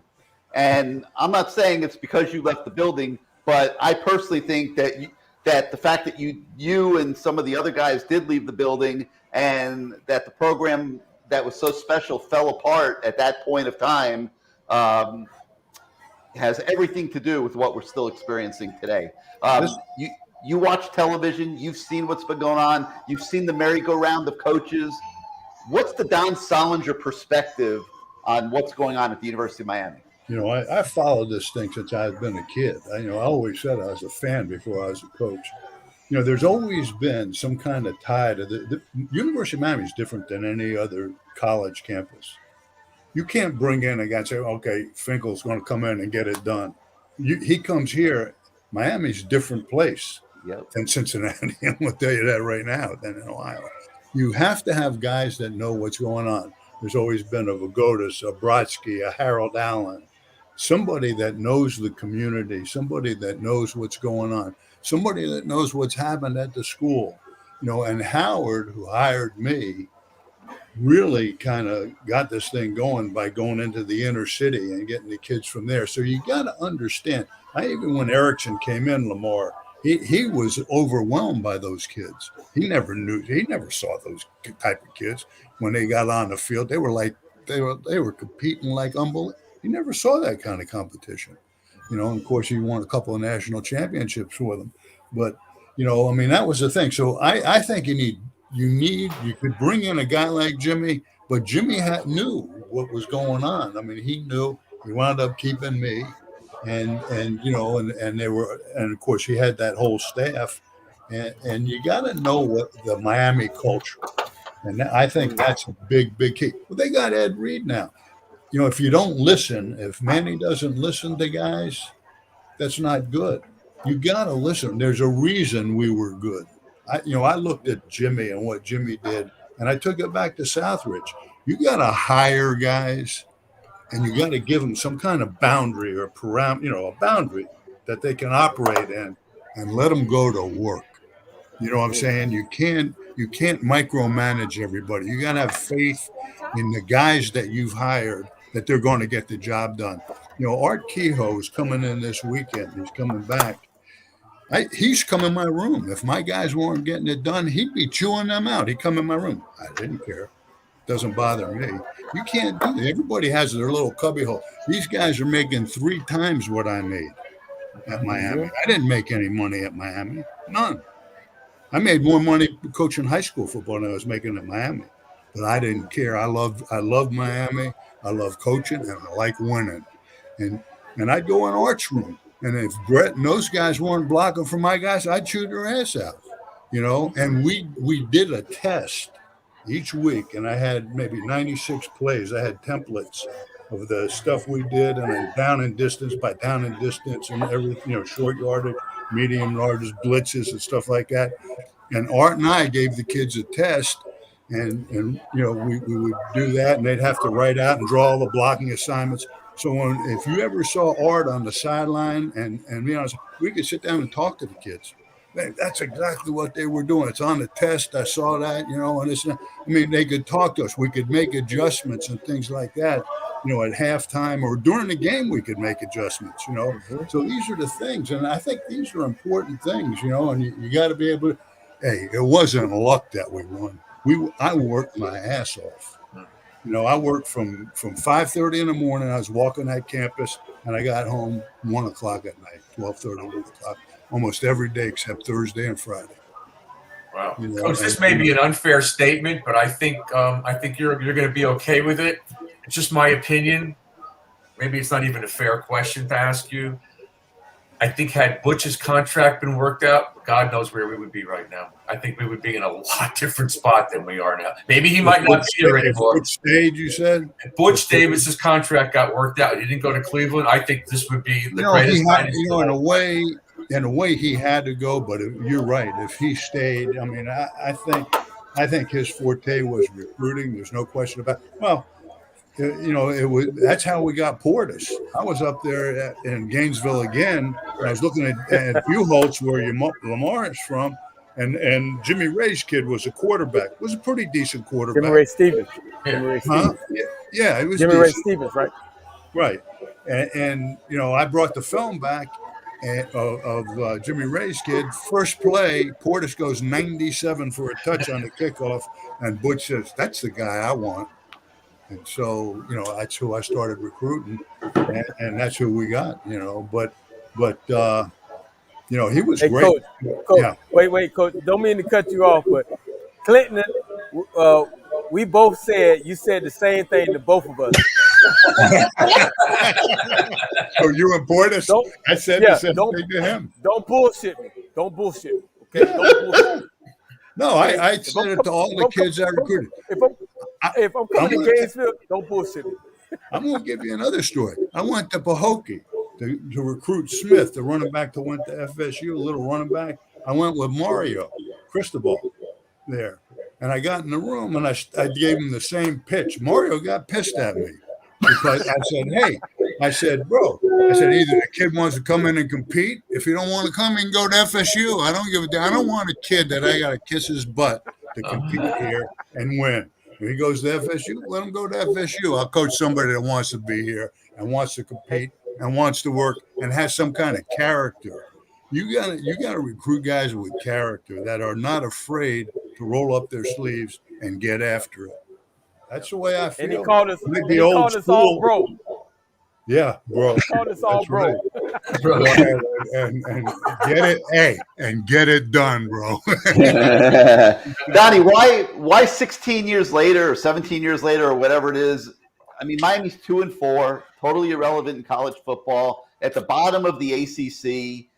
Why can't Miami win? Why can't Miami get out of this abyss that it's in? Guys are getting paid so much now. They don't want you to get they don't want you to invade their space, the assistant coaches. Let me tell you something. If my kids weren't getting the job done and Art came to me and said something or came in my room and said something to my kids, I didn't take that personal. Get it done. If my kids weren't pass protecting or helping his kids out, or his kids weren't blocking, or they make one of the things we did, we made very few mental mistakes because we got on. I'm talking about Art will get on if you're doing something wrong, he'll get on your butt, man. And so will I. It's the same thing. So will CJ. All the coaches were able to do that with their kids. And they know that. I have a great relationship with all the kids, not just the running backs. I was at the Hall of Fame, heck, Santana was there. Nick Williams, who Lucci, his name's Lucci now, he was there. I hadn't seen Nick since he graduated. He was a great fullback. Wilbur Valdez is coaching up in Hoboken. He's coaching in New Jersey. All these guys, a bunch of guys were there, and I'm tight with all those guys, man. We have great relationships right now. But boy, I made them toe the mark. I guarantee you that. Well, it's easy. Everybody loves you, Coach. That's a true statement. Everybody says it. I don't know about that. But I would tell kids because I tell you I'm going to cuss a little bit. There's no question about it. So I apologize before. I apologize to all my kids in the room. I said I'm not cussing at you. I said that's just the way I express myself sometimes. So Coach, you have to put up with that shit. Coach, you came in with the nice bracelets on. You smell good. You had the Miami gear on, and you sitting in my house, and I mean, it was just an awesome. I mean, just the fact that when I think back on it, I had the biggest smile because that's how I, as a recruiter, I portrayed myself like you because it was like you make an impression on these kids and their families, but you're telling them the truth. You're not sitting there pumping smoke up their butt. So when they do get to campus, now it's hard to coach them because now you got to go back and do a 360.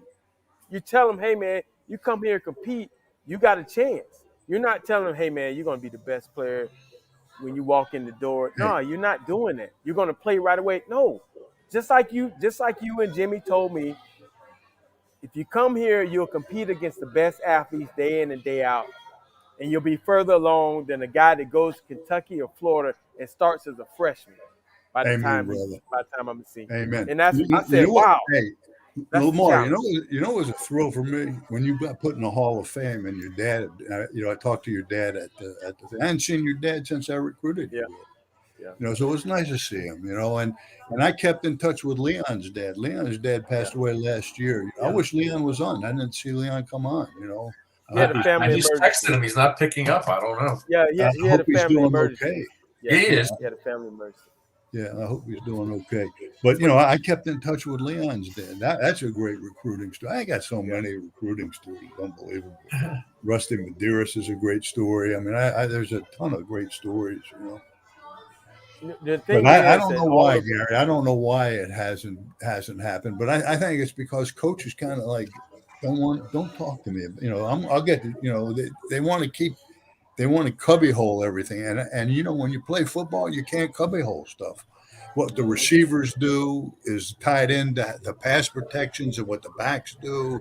What the backs do, if we're not pass protecting and protecting the quarterback, he ain't getting the balls down the field, and there's so many things. Everything ties in, And I'll tell you what, I used to give out stars in high school, Not if we lost, I didn't give any stars out. We had to win the game. I like that, Coach. You have to win the game to get anything. So the turnover chain, don't give anything out till you win a game. I forget the turnovers. You got to win a game. Coach, what's your thought on the Miami's tackling problem? They tackle dummies, they tackle donuts. I mean, I used to go to watch you guys practice. You beat the crap out of each other. Yeah, the first, like I told you, that string out drill was the key drill that Jimmy had.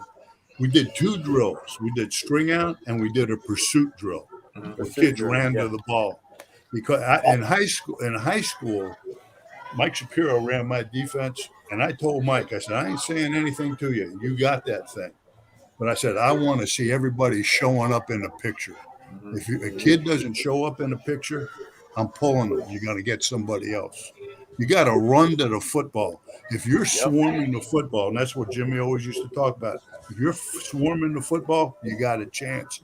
If you're not swarming the football, you have no chance at all. So the 2 things that we did at the beginning of practice, one day was a string out, one day it was pursuit drill. And those were the 2 things. Coach, that's what freshmen and walk-ons were for. Yeah. Exactly. You have to grow up quick if you're in that drill. Yeah. Man, I called my mom. I called my mom after one of the first days and said, "Man, I didn't sign up for this." Yeah, it's rough, man. It really is. I mean, if you were playing in the time I was there from 80, after the first national championship to 2005, and not counting the Erickson years, they let me go. They kept Tupperville and Keyhole and let me go. They had just hired Tupperville, as a matter of fact. But they let me go. But those years where you had to be tough, man. If you came to Miami and you didn't have the toughness about you, you didn't stay very long. You just couldn't. You couldn't make it. You couldn't make it at Miami. All right, and not because of you guys. And not just because of you guys, because you guys the players would police themselves. They were literally screaming and yelling at each other because they wanted that standard to not change. Well, I told you, in practice, guys would get lit up when they're not supposed to get lit up. And I'm saying, what are you guys doing? I said, butt up. No, I got it. The guy did something wrong. I didn't know. I just let him take care of it. But they took care of it in practice that way. Yes, they did. Yeah, they were special. Hey, you don't win the games that we've won. That Lamar, even in the Erickson years, you don't win those games unless you got the right kind of kids. Kids that really are tough, have character, are not afraid of hard work, and are really tough as nails. And don't kid yourself, Coach. Your staff, correct, all those guys were people that these kids could go to and get the correct answers, and no bullshit, and no soft this and no soft that. Nobody was protecting anybody. You guys were the greatest teachers that these kids had. That's why these guys turned out the way they did. It was coming straight at you. It always came straight at you. Yeah. Go ahead. Coach. Yes. I got to ask you this question now, since we're talking about the staff. What did Coach Hubbard Alexander say to you when I got on campus? He said when he saw me get under 135 and it caved in my chest, he said, "Boy, hey, you know what he said? Boy, it's gonna be hard for you to play." I'll tell you exactly what he said to me. He said, that kid could tread water in a garden hose. I said, this kid, wait a minute. I said, the kid was like Mr. Basketball. And I said, this kid's a good athlete. He'll be okay, You weren't very big when you got there, bro. He said, boy, it's going to be hard for you to play here. I said, Coach, just watch when I catch the ball. That's right. And I told him that, too. I said, this guy's a super athlete, man. The athletic ability was never the problem. I just didn't know whether you were going to, punch back. This big, Coach. I was only this big, Coach. Oh, yeah. But you punched back pretty well, Lamar. I tell you what. You had to fit into the culture. But you know what, Coach? You talk about being tough. There were a lot of guys that transferred. People don't realize that. There were a lot of guys that came into Miami and said, "This is not for me." Oh yeah. This is not for me. There's a lot of guys from my freshman class. You look at the running backs that came in my freshman year with Stephen McGuire. He was the only one left besides him and Kevin Gibbs. Everybody else transferred. They said, "This is not for me." String out drill, the locker room, the dorms. They became casualties because it was tough. Like you said, it was a tough environment. Hey, that's why I said, when I recruited you, I mean, I try to shoot it straight to you. I'm trying to tell you what's happening. And, you said something to me yesterday, Lamar, is that kid said, well, these guys are sending me all these texts and this. I said, bro, you ain't living in my house. You ain't hanging out with me. You're hanging out with the guys you're playing with. I ain't going to call you every day. You don't want to talk to an old fart like me. You're with the kids, talk to them. That's the way I recruited. And I didn't call kids. I didn't kiss anybody's ass and call them. I tell you, Rusty Medeiros, this is honest to God. With Rusty, who played with Lamar, Paul Skeens played with me at Southwest High School. And Paul Skeens was the head coach in Ozark, Missouri. So, he calls me up. He says, I got a pretty good linebacker here, man. He says, and he's interested in Miami. I said, where's he visiting? Well, he's visiting Notre Dame, Ohio State, Washington, and I think Missouri and Miami. Or Oklahoma and Missouri unofficially and Miami, if you'll give him a visit. I said, well, send me a film. And he was playing basketball at the time, but he sends me a film. Never called the kid. I never called Rusty. Sends me a film. I give it to Wanstead. Wanstead looks at it and says, oh, the kid's a pretty good player, give him a visit. So we bring him in on a visit. He visits. I don't really talk to him that much. I sent the stuff. I was talking to Paul. I sent the ticket to Paul and stuff. I said, yeah, bring him in. And it was like in beginning of January. So he comes in on the visit. We send him back. I don't even call him to see if he got back because Jimmy says to me, as he opens the board, he looks at, we weighed the guy, and Rusty was weighing 193. He played like a 220, but he was weighing 193 because he was playing basketball. So Jimmy says, slow play him. That's all Jimmy had to say to me is slow play him. I never called him again. Nobody visited his house. Nobody did anything. I get a call in February. He just got back from University of Washington. He went out to Washington, and he calls me up. He says, hey, Coach, this is Rusty Medeiros. I said, Rusty Medeiros? I said, how you doing, Rusty? I said, where you been? He said, well, I went to Washington, and it was raining out there, I said, you make your mind up of where you're going to go? He says, yeah. He says, I'm coming to Miami. Nobody home visited him. Nobody saw him. His parents, nothing. I said, wait a minute. Because I didn't know if Jimmy was going to take him. I run down to Jimmy's office. Jimmy opens the board. We lost a couple of linebackers. He says, okay, tell him he's got a scholarship. And this guy was a stud. He would have been a number 1 round draft choice. Right, Lamar? Was he a good ball player or what? Oh, yeah. Crying. I just love the fact you said slow play him. That is the key ingredient in recruiting sometimes. Slow play. Because you can't go all balls out. You can't go balls out sometimes. You got to dial it back because the head coach sometimes has another plan. And so he said, slow play him. Yeah, that's all he had to say to me. But Rusty Medeiros, if he didn't get hurt, would have been a number 1 round draft choice. I visit Crine in Colorado, and the mother and Crine got dates. They kicked me out of the house with the home visit. I said, we ain't getting that guy. I said, when I came back, he said, you think we'll get that? I said, I don't think so. They both took off. I mean, they left me sitting out front of the house. I said, I don't think we'll get that guy. Hey, Donnie, I get asked. Oh, go ahead. No, I didn't think we were going to get Lamar. He missed the flight when he was supposed to come in. Oh, and then we're coming to send him back. We couldn't find him. We couldn't find him. He loved it. I didn't want to go home. He didn't want to go home. Oh man, what happened? Hey Donnie, so I get asked 2 questions all the time. Go ahead. People ask me, why was Miami so successful for so many years? My answer is always, it was about the people in the building. It's always about the people in the building. so many great players through the years, the Lamars, the Portises, through Right. all. Oh wait, you got that? Wait, I gotta get you straightened out. You just hooked yourself up again by accident. Yeah. So there's always been great players coming through Miami, but to me, the glue of the program also in tandem with that was the coaches. And you look at the lineup of coaches that have coached at this school and where they're going, and how many of them became NFL head coaches after leaving the University of Miami, and head coaches. Heck, Tommy Tuberville's a damn U.S. senator now. But so I always answer that question in that way. And then the other question I get asked all the time is, can Miami be Miami again? And I say it absolutely can. It's a matter of the people in the building. I wanted to get your thoughts on that. I kind of agree with you, Gary. I mean, the things that I learned from Jimmy were, I took with me to Southridge, and we were super successful there.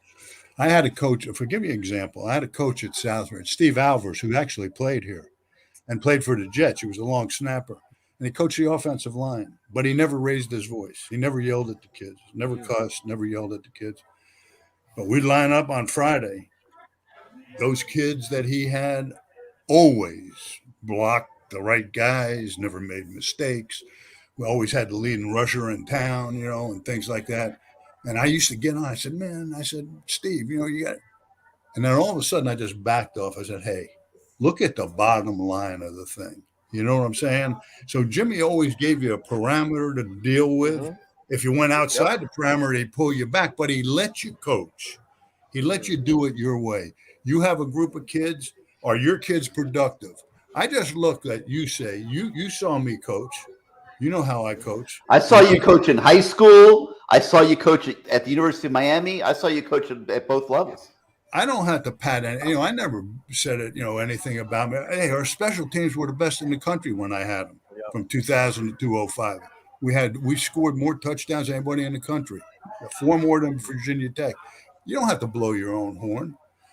Hey, look at the kids. If you don't like what they're doing, tell me. I'll make a correction if I go outside the boundaries. Now, one thing that Larry didn't like the way I coached, because I was hard on the kids and I cussed a little bit. He didn't like that. But if you let me go, and at the end, he took it away from me. He didn't let me coach Tyrone, and Tyrone should have played. He should have played pro ball. Tyrone was a good football player, but he wasn't winning sprints. Linemen were beating him in sprints, and he should get on his ass.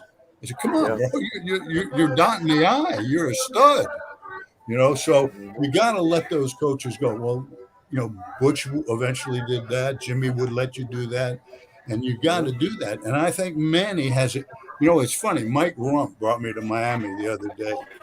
And we went out. I ate out with Mike Rump, and it's funny, because, he brought me in. He wanted me to meet the coaches. So I met Tavares Robinson, I met Simpson, and I met, a lot of the guys. Shoop was there, and I met Lashley and Steve. What's the tight ends coach name? Fields. Yeah, Fields. Of course, he was a head coach at Northwestern and stuff like that. So I met some of the guys. The guy that really impressed me is Ed Feely. They have some good people. Let them do what they got to do. How about the strength coach, Dave Feely? Oh, Ed, what's his name? Ed Feely. Dave. That guy is good, man. Really good. I was impressed with a lot of things that were going on at Miami. But if you don't let your people, if you don't have confidence in your people, I'll say this, and I love Manny. I mean, he's always treated me right, and stuff like that. He shouldn't be the defensive coordinator. Who's he going to fire now if the defense ain't doing it? He's the one that's in charge now. You don't do that. Let hire guys that can do that for you, that you have confidence in. Give them that parameter. And like you said, Lamar, he's got to make some calls, but let those guys go to work. Make them feel that they have a little bit of ownership in the program. Because if you feel like you have a little ownership in the program, you're going to work that much harder.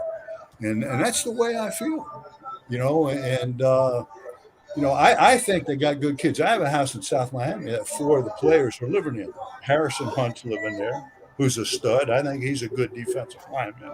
The Justice kid came in from UNLV. That guy is a big guy, man. The guy's stout. He's big, good kid. I don't know how good a ball player is, but I think he'll turn out to be pretty good. Coach Justice brought him in, and I met Justice because he was helping to move in the house. And then the kid from Plantation, the white kid, McLaughlin or something. Yeah, he's from Parkland. Big guy, man. That guy's big. He's big, yeah. He's like a McKinney, and then a DB's back there. So they're good kids, and the good coaches. I like the coaches. Hey, let's get the thing right, man. Let them go. Let these guys work. Let them go to work, and let's see what they can do. You take care of it. If you want to take care of the defense, take care of it. Let Lashley do the offense. Let's go. Let's get after it, man. And go Coach, I got one. One question for you. You've been a head coach before. How do you feel about bringing in guys, the coach on your staff, that maybe even have more knowledge than you? How do you feel about that? I love it. Mike Shapiro is a Franklin and Marshall graduate. He got 1590 on the SAT. He teaches LSAT prep, the MedCat. He teaches the SAT, the ACT. The guy was brilliant. I said, Mike, keep him out of the end zone. He says, and I said, the only thing I told him, we ran our base defense in the spring. I said, Mike, we're going to run our base. We're going to get real good at our base defense. And I said, you can't blitz. You can't do anything. Just run the base the whole 20 days of spring.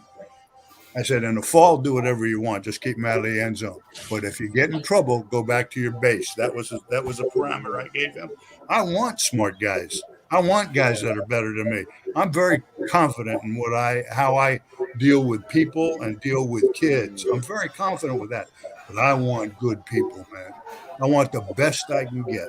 Guys that know more than I, and the guys that can get the best out of the kids.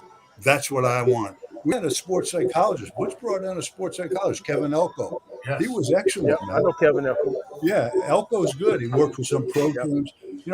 Whatever is going to help you get to the next level, play with the glass full. Don't play with half a glass. I think a lot of these guys we're looking at on this team, you said you don't think I think these athletes are pretty damn good. I really do. A lot of these athletes are good, but some of them are playing with a half a glass. They don't play with the full glass. You got to fill that thing up to the top, whatever your potential is, and that's what you got to do is get kids to play to their ability. And if they're not doing it, if they're not doing the right thing, like a guy like Pope and Wiggins, I like both those guys. Instead of backing away from this thing, they ought to be in a weight room. And Pope ought to be catching 1,000 balls a day. And every time he drops a ball, he should catch 100 more, because he's a good athlete. But they're good kids. But, hey, work at it. Don't go to the transfer portal. Find out what you got to do to get back on the field. That's what I say, And that's kind of the way I am. I'm a little bit old school, but I think old school fits football. Well, I think those two guys you just mentioned, Coach, those two guys you just mentioned, Pope and Wiggins, they seem to lack what you want the most, toughness. I don't know how tough they don't even fight for balls that are in the air. They get knocked around all the time. They've been here a couple of years already. They should have been able to at least be able to fight for football. I think it's what you demand of them. Okay. I do some guest speaking, and Wiggins was in a class that I was in, and Frierson was in there and things like that. And I was telling them about how we did it, And I don't think those guys would shy away. If you tell them what you want and you coach the hell out of them, I think a guy like Lamar, if he coached those guys, they'd be pretty damn good. Obviously that's an indictment on the coaching staff because they're going to get it straight. Put it that way. They're not going to get their butts kissed. They're going to get it straight. No. And if you're not catching, I know if Alonzo comes on here, if Alonzo gets on this show, when I first got there, I was coaching defense, but we'd go into practice, and I'd look out on the field, and it'd be Testaverde and Kosar throwing to Alonzo. because if he dropped the ball, they'd make him throw the routes to him, that he dropped and stuff. They do it on their own. That's what you got to do. If Pope dropped the ball, he should be catching 100 balls. You know what Jim Plunkett said, the difference between his junior year and senior year? 100,000 passes. That's how he won the Heisman Trophy. I mean, you got to work at it. It's the name of the game.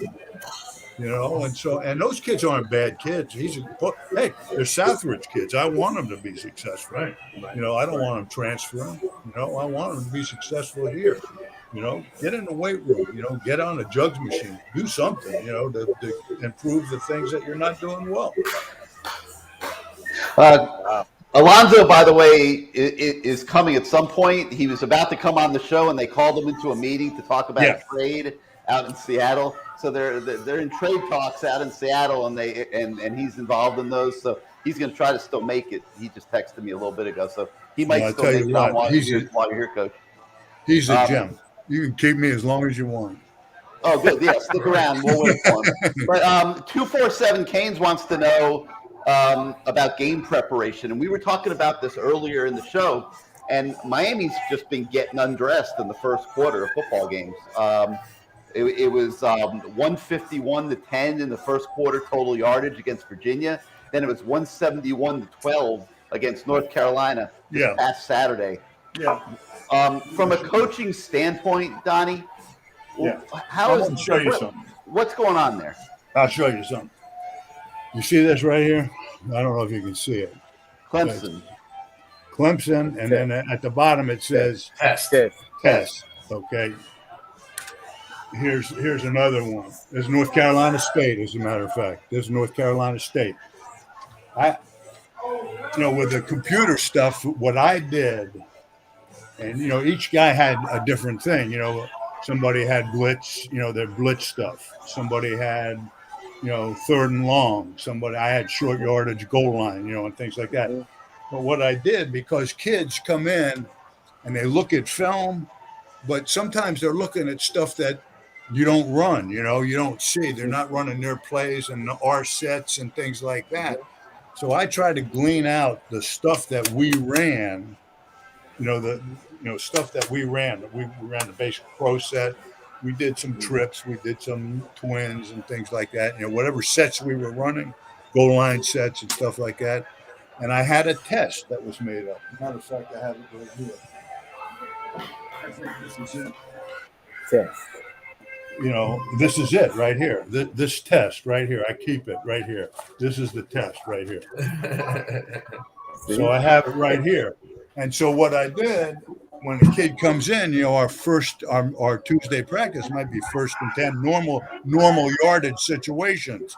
I had the video guys. I go through all the tapes and see what plays they ran in normal yardage situations by field position, and I put that on the tape so a kid could come in and he could see what we were running set-wise and what they were doing on 1st and 10 normal yardage situations. I did the same thing with blitz. I did the same thing with long yardage situations, same thing on goal line. And so I had the test. So these kids came in, instead of wasting their time just looking at film, I think they had to look at a certain games maybe, but they would look at this stuff. And they could see our plays and our calls against this stuff. And then on Thursday, we give them that test, and they had to fill out all the blocking assignments. To be 1st and 10, balls on the 40-yard line. We're running 46 power O, and they'd have to diagram that. Okay, and they diagram that through the whole thing for that whole test. Then Friday, when they or maybe I guess it was Friday, we met with them. Art and I met with them, and the tight ends would come in. Sometimes Mario would come in, stuff like that, and we'd go over the test in the room, and we'd talk to the kids. So the kids were super prepared. They knew what their blitz packages were. They knew. All the receivers knew all the routes, and stuff like that. Heck, the backs drew up what the line blocker was. My backs knew what the line blocker was. They knew what the receivers did, and so they had to draw the whole thing up. And we go over the test with them. So in the game, when they saw something, they could say. I'll never forget Eric Winston. We played Florida State. In Florida State, when we get two tights and a wing, they'd go to like a double eagle with three linebackers. They used to tear us up. We couldn't gain a yard on them. We went to an unbalanced package, and I put that in the test. They went to an unbalanced package, and we scored right away. I think it was in the bowl game. Winston comes running off. He's like, "Hey, coach, just like the test." Then when nobody was there, so it's stuff like that. So we were well prepared. We could talk to the kids. The kids could tell us what was happening. I want the kids talking to us.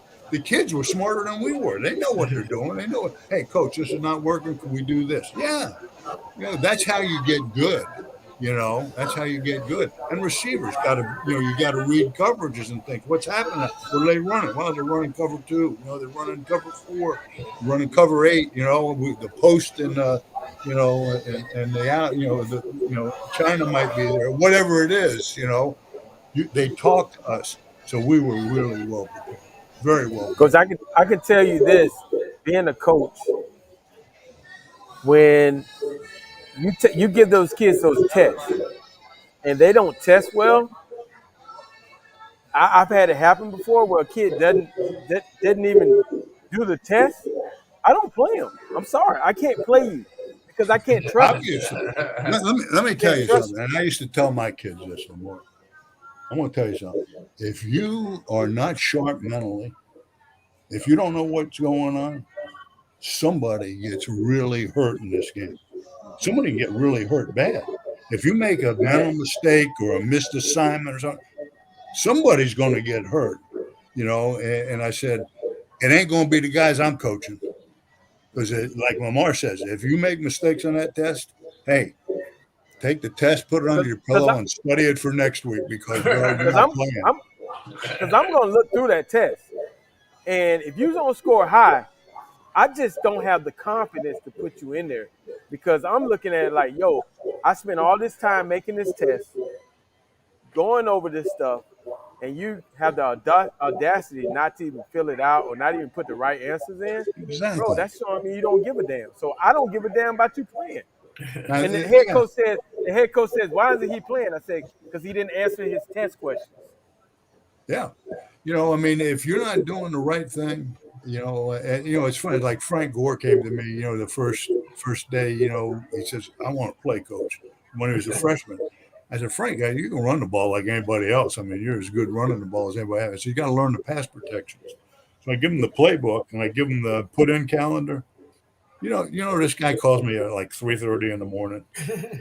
And he goes, hey, coach. I said, what's up, bro? Are you okay? He says, yeah. He says, I just studied all the pass protections. I learned them because I told him, I said, you ain't going to play unless you know the pass protection. He says, I learned all the pass protection. I want you to quiz me. That's the first day he got the playbook. That's the kind of kid he is. That's why he'll be a first ballot Hall of Famer.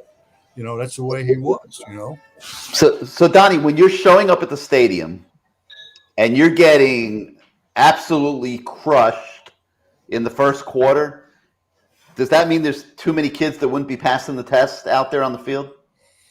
No, hey, we had to test for Syracuse and they kicked our ass, True. But that was I'm going to tell you what. That was something that was screwed up because we got North Carolina State guy like Kevin Elko came to us and said, put your ring size on your shoe and take a look at your ring size. And every time you take a look and see what your ring size is. And the guys were looking at their shoes all day. You know what I'm saying?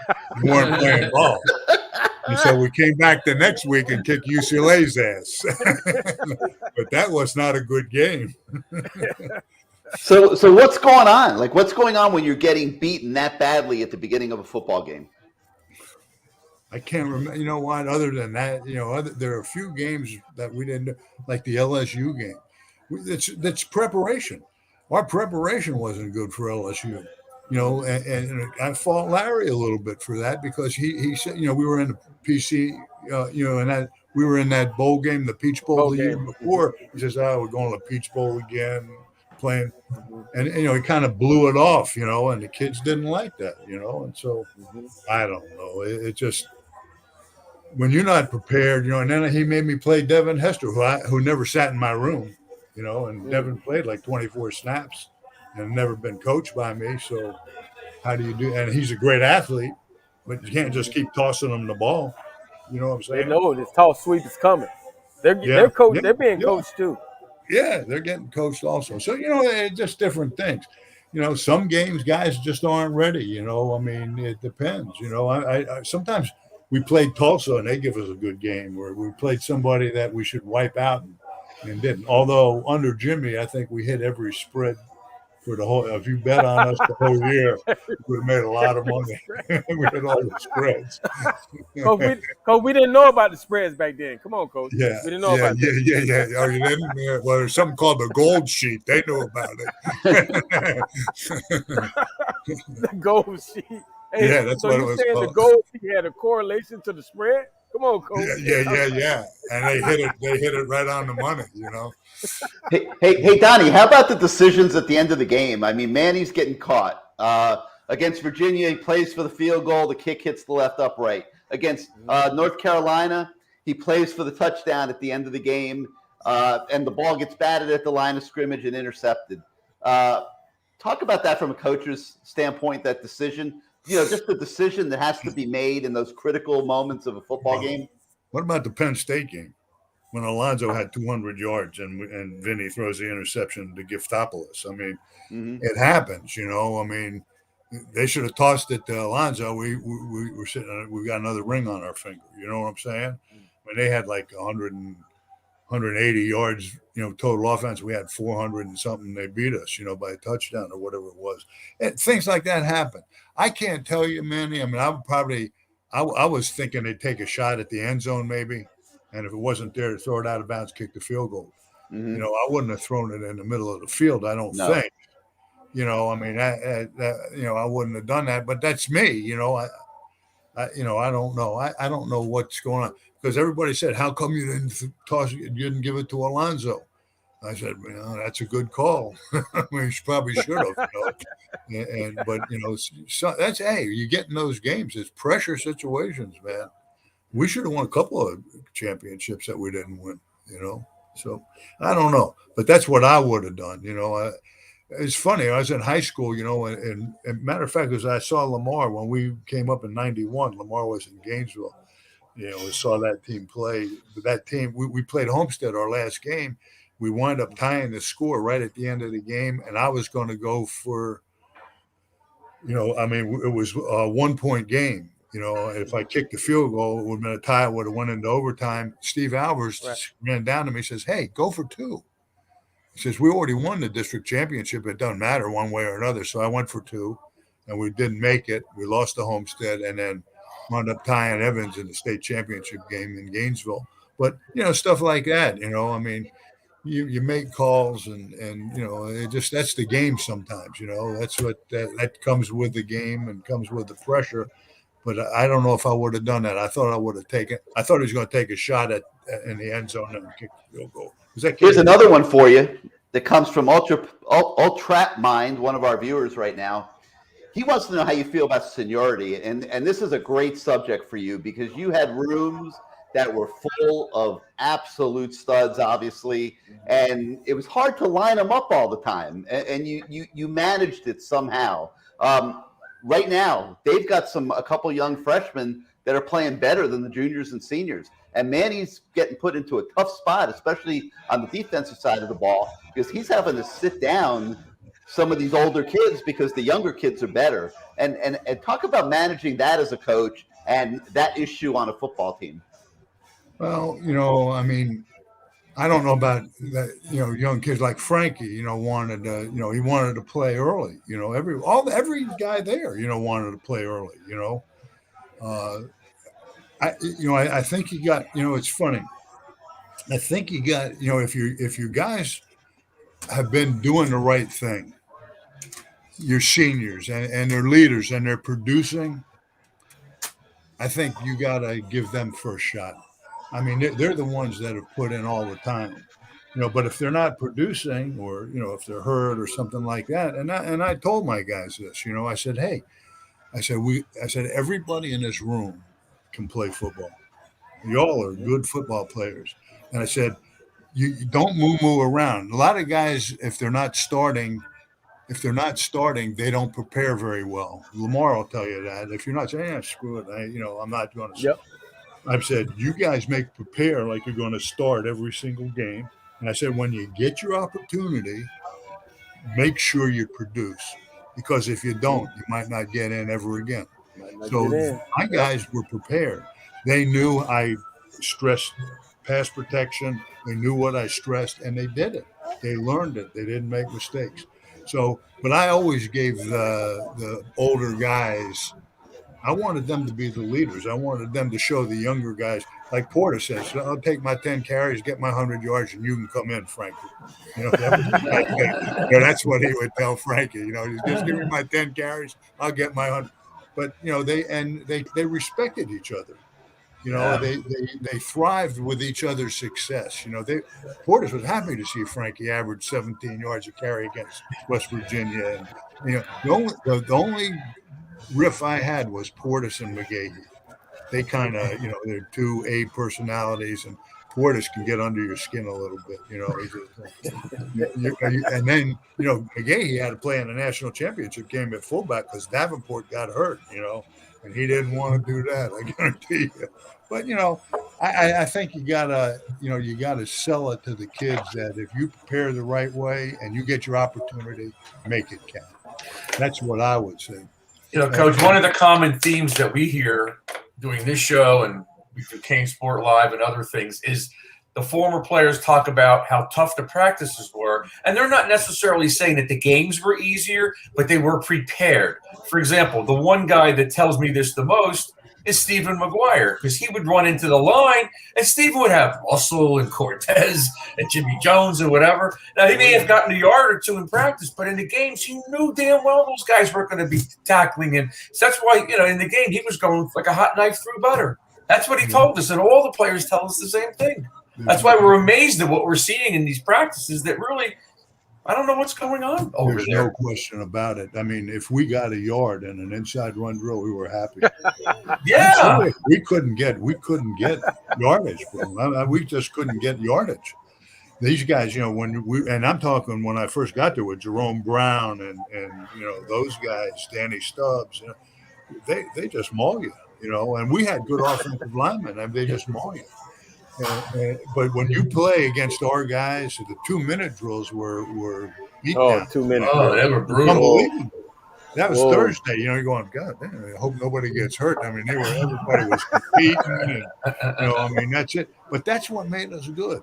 Yeah. And the games were a lot easier. You're not facing the same competition. Our second team was better than most of the teams we played. Yeah. It was. Let me tell you what. I said it when I got put in the Hall of Fame, and I got put in the Hall of Fame. EJ and all the guys I coached put me in the Hall of Fame. I mean, that's what did it. But I said, hey, it's like hitting the lottery. And the guys you recruited. I recruited some of the best that ever played there. Well, his year I recruited him, Horace Copeland, Darrell Spencer, and then Williams was the other receiver. So Toretta won the Heisman Trophy thanks to those guys. They caught everything, I mean, Copeland caught the 99-yard pass, and he caught some. They were good players. But yeah, I hit the lottery with the players I've coached and recruited, and the coaches I coached with. It was like hitting the lottery. I coached some of them. Howard Schnellenberger. People don't understand how good he was. That guy was a special coach. I mean, he was good. He coached at Alabama with Bryant, and he was undefeated season with the Dolphins. He brought Miami to his first national championship. Howard Schnellenberger was special, man. And he gave me the opportunity to coach at Miami, and I appreciated it. And then Jimmy kept me, and I appreciate that. That's why I didn't want to miss the Hall of Fame thing with him. I wanted to go there. I saw his kids and his family, and I said, hey, tell your dad I appreciate everything he did. Because he didn't have to keep me. I was in high school. It's funny, when he came in, he interviewed everybody. I was the first guy he interviewed. I was in there 5 minutes with him. Tell me what you want me to do. Let's go. Next guy was in there. They were in there 2 hours. The next guy's in there an hour and a half. The next guy's in there an hour 45. I said, what the hell are you guys talking about? I said, you just met the guy. What are you talking about? They're talking about salary. They're talking about, what their recruiting area is, what their job duties are, and everything else. I'm not a business guy. I'm a ball coach, I never talked about salary. I never talked about any of that. Just tell me what you want, and I did it. Now, I probably didn't make the money I should have made, but I certainly enjoyed being around the guys I recruited and coached, and the coaches I coached with. It was great. Hey, one of our viewers asked a great question here, Donnie. The secret, essentially, to recruiting. Talk about the role of evaluation, because that was the thing that blew my mind, was the level of evaluation of athletes that went on in the building for so many years when you guys were there. And I remember, Butch sitting in the office after everybody went home till midnight with Pete Garcia watching extra reels of tape on everybody being recruited to make sure that they made the right decisions on which players to recruit. I'm a big character guy, and Lamar said this to me the other day when he was recruiting. He watches kids, watches how that athlete reacts with his teammates, what he does in the weight room, how he watches a guy. I'm very big on character, on work ethic, on trust, and all the things that the discipline stuff and things like that. And so, and I put a lot of faith in the coaches that I recruit. When I recruit, I try to develop relationships with the high school coaches, which I recruited basically Orlando and the Space Coast, and then I'd spot Gainesville and stuff like that. But that I was really big on character. I wasn't big on lists, although Lamar and Merriweather and some of these guys were high on recruiting lists. A lot of guys weren't. Leon Searcy wasn't a big list guy. He didn't play his junior year. He only played 1 year. So, I'd have a good relationship with coaches, and then I'd look at kids in the weight room and how they react. I talk to other players. What do you think of, this guy? How is he? Stuff like that. That's how I recruited. And I missed on some guys. You miss on some guys, but you hit on a lot of good ones if you do it that way. Character's a big thing. You talk a lot. And in the toughness, I talk to kids. I shoot it straight to them.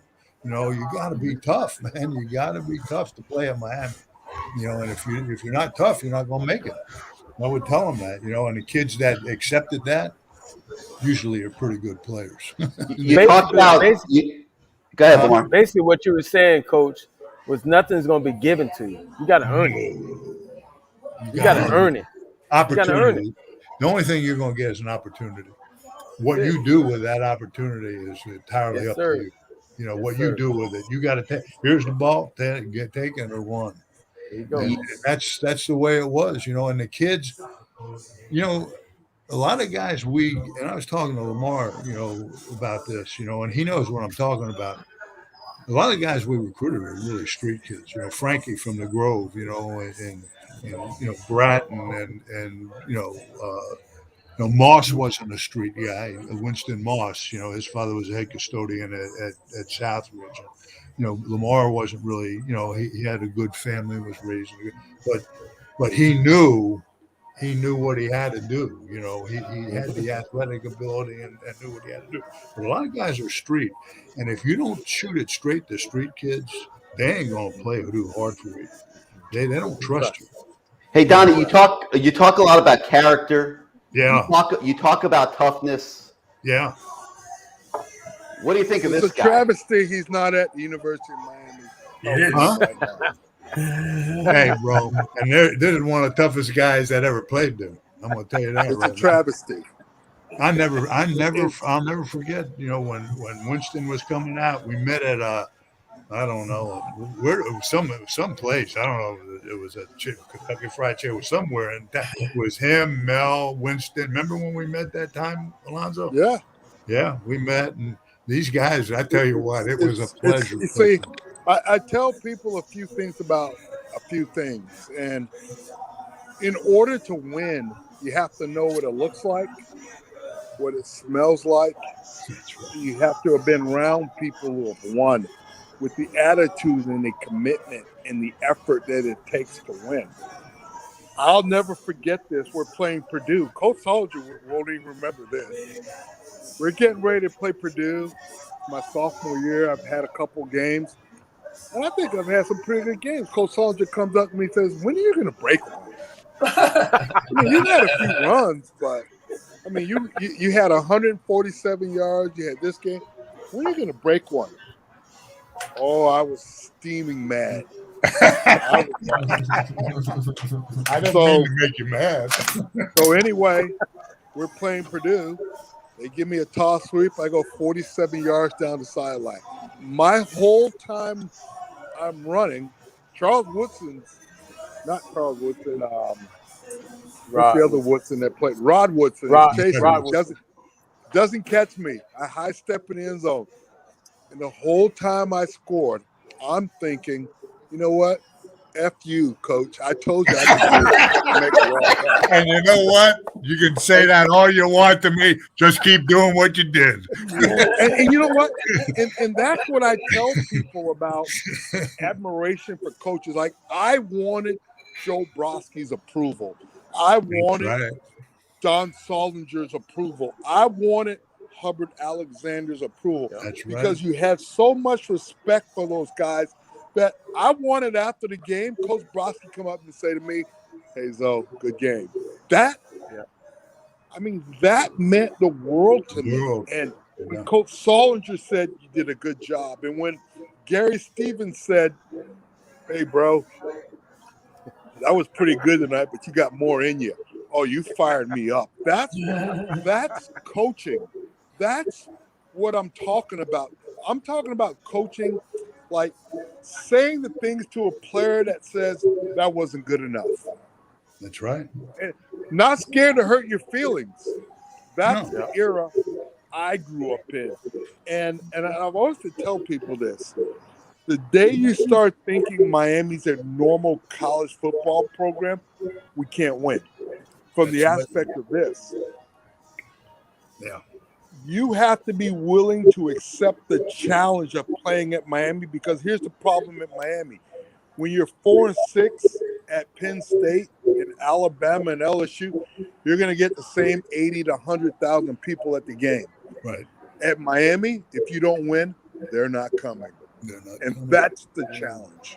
That's the challenge that I accepted. Lamar accepted. Coach Soldinger accepted. We all knew what we were giving up, not going to Notre Dame and the LSUs and Alabamas. But we were willing to accept the fact of, hey, if we don't win, no one's coming to our game. So the extra motivation for us was to make sure that we succeeded. And that was the challenge. Yeah. Wow. And we had you compare our stuff, our weight room and stuff to other people. Sometimes I think we spoil the kids. Well, I don't want to hear about weight rooms. Weight rooms and facilities is a great thing, and I understand things. But here's what attracts people to your school: winning. Winning is the key. John, no question about it. Winning and great coaching. Like the staffs that you played for and Donnie coached with. That's critical. I don't see it. Great coach. I just don't see it. And I'm not on this program to bash anybody. Right. All I'm saying is I'm going to tell you what hurt me more than winning and losing at the University of Miami. And I'm going to tell you this. So I go to the game, Miami versus Virginia. It's a good game. It's it comes down to the end, and we lost on a missed field goal. I can handle winning and losing. Miami has a history of winning. Miami has a history that's never going to be broken of 58 home winning games. Nick Saban told me, I don't think anyone's going to beat that record. So on top of 58 home game winning streak, there's seasons where they lost one game or 2 games or 1 game. So there's a span of 13 to 14 years where people saw 3 losses maybe in their lifetime at the University of Miami Lawn Football. You've got one of the higher graduation rates in college football. You've got 5 national championships. You were part of 11 national championships. Win or lose a game here and there. I'm looking up at the scoreboard, and it says history of the turnover chain. I said, you know what? If that's what we're just talking about, the turnover chain throughout our history, we've lost focus on what's important. Because I've always said this, and I'll always say this. The moment we start talking about winning the Coastal or winning a thing, we've lost in Miami. It's only national championship or bust in Miami, and that's it. Zoe, you've been a topic down here for several years now. A few years ago, there was a large number of people that were trying to get you in the program. It didn't work out. I've heard your name come up again recently. I mean, people see you as a guy that could come into the building and maybe change the culture back and remind people of the things that you're saying on this show. Obviously, you would probably love something like that. Talk a little bit about what a Miami athletic department maybe would look like if Alonzo walked in the building. Well, you know what? I'm not on here to bash people. I have the utmost respect for Blake James.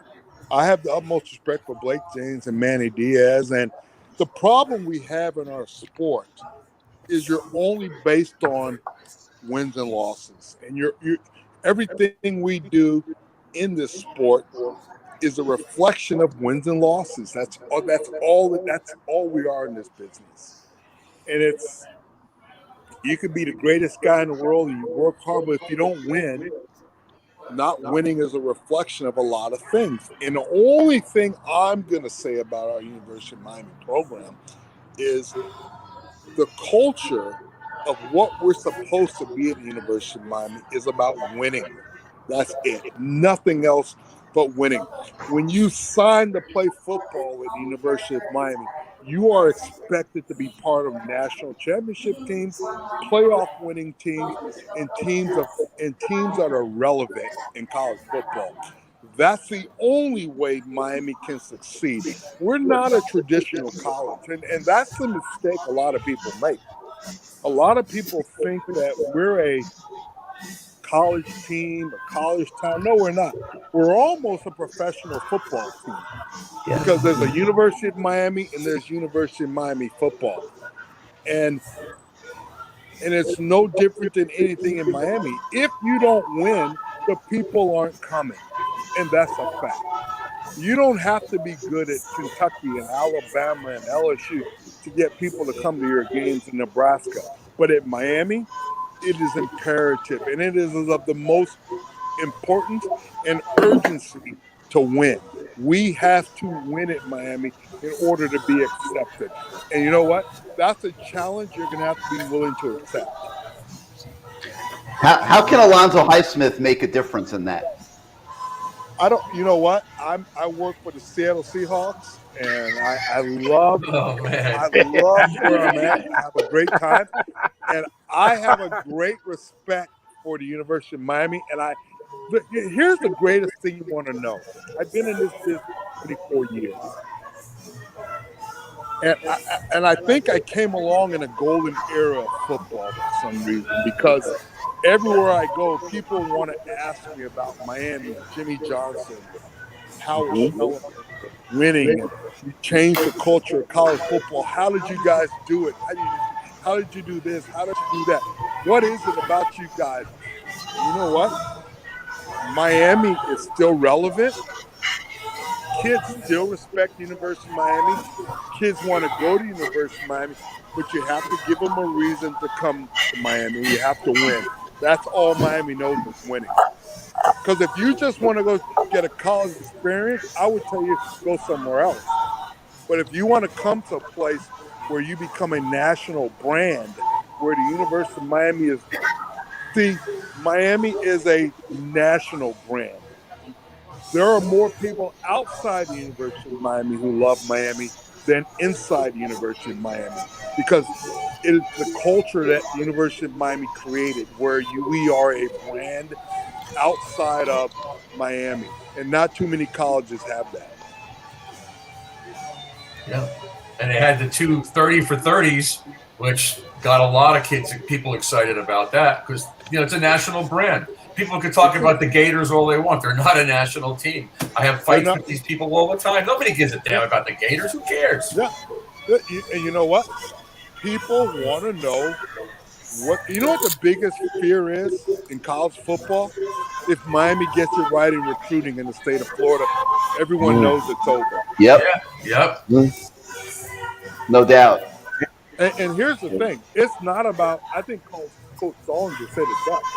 It's not about 4-star kids and 5-star kids.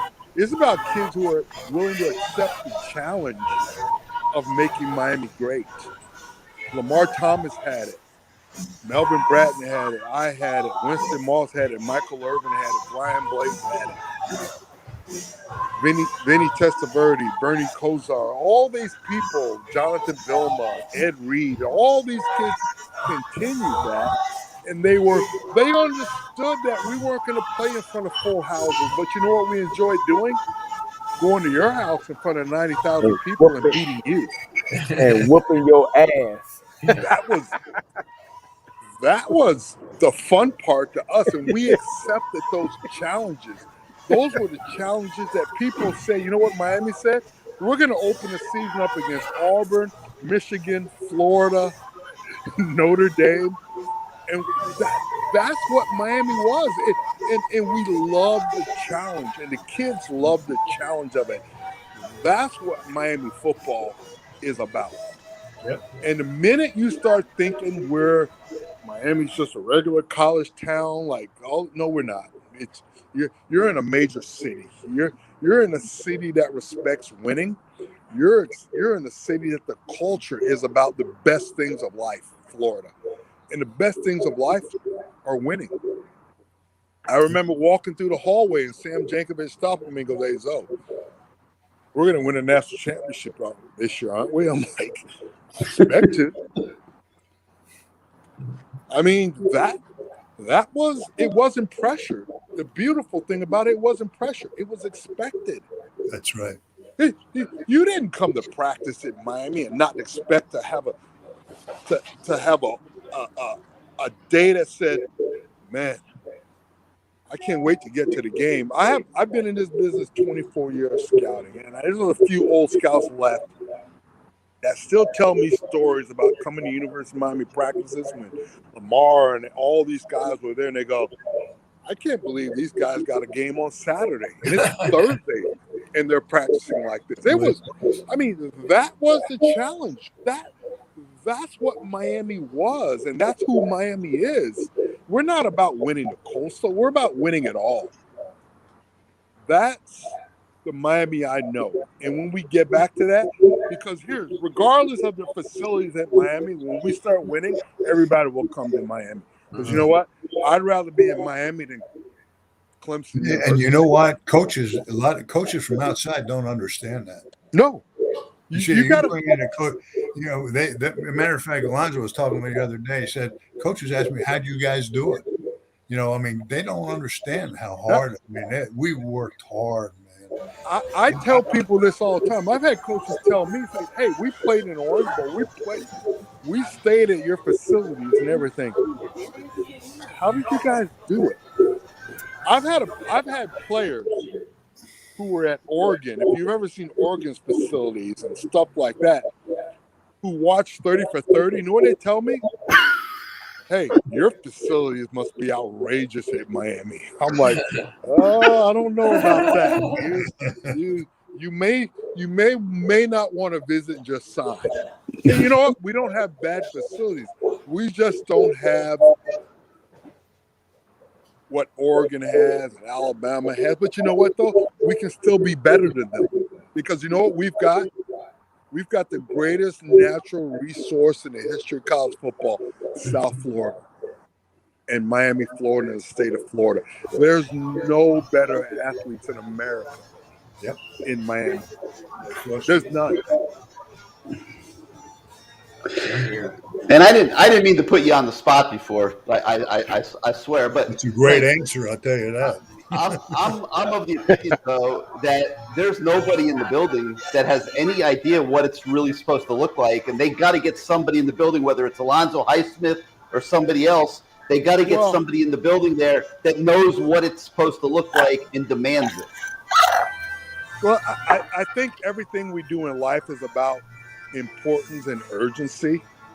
And when you walk in the hallways of Bear Bryant Building at Alabama, and you walk in the building at Clemson, and you walk in any place that's winning, the New York Yankees, the New England Patriots, the Green Bay Packers, I worked for the Packers for 19 years. There's an urgency in the building that says we're supposed to win championships. And when we don't win championships, we're not happy. That's just a fact. And I love that challenge. That's the challenge we want. The beautiful thing about Miami, the fact is, when Miami wins, you're going to see Gloria Estefan. You're going to see Shaquille O'Neal. You're going to see Dwayne Wade. You're going to see all the stars come out. J-Lo. J-Lo's Luther gonna come Campbell. out. Luther Campbell. Luke's going to come out, and Lamar is going to come out, and everyone's going to come out. That's the beautiful challenge of Miami. Why wouldn't you want that challenge? That is, to me, if I'm a player, that's the challenge I want. You know why? And I'll never forget Michael Irvin saying this. And I used to joke about it with Randall Cobb. I used to tell Randall Cobb, when Michael Irvin used to come out on the field, Gary Stevens used to tell us on the offense, there's 90,000 people out there. They're all coming to see you guys. They're all coming to see you. Well, Mike took it to another level of they're coming to see me. And you know what? That was what made you practice hard. That's what made you want to get better every single day. Because if you were in Miami and you didn't win, no one cared. Hey, you go to Iowa. You can go to Iowa and Iowa State. The same 70,000 people are going to show up. Whether you go win 4 games, 10 games, or gonna. But you know what?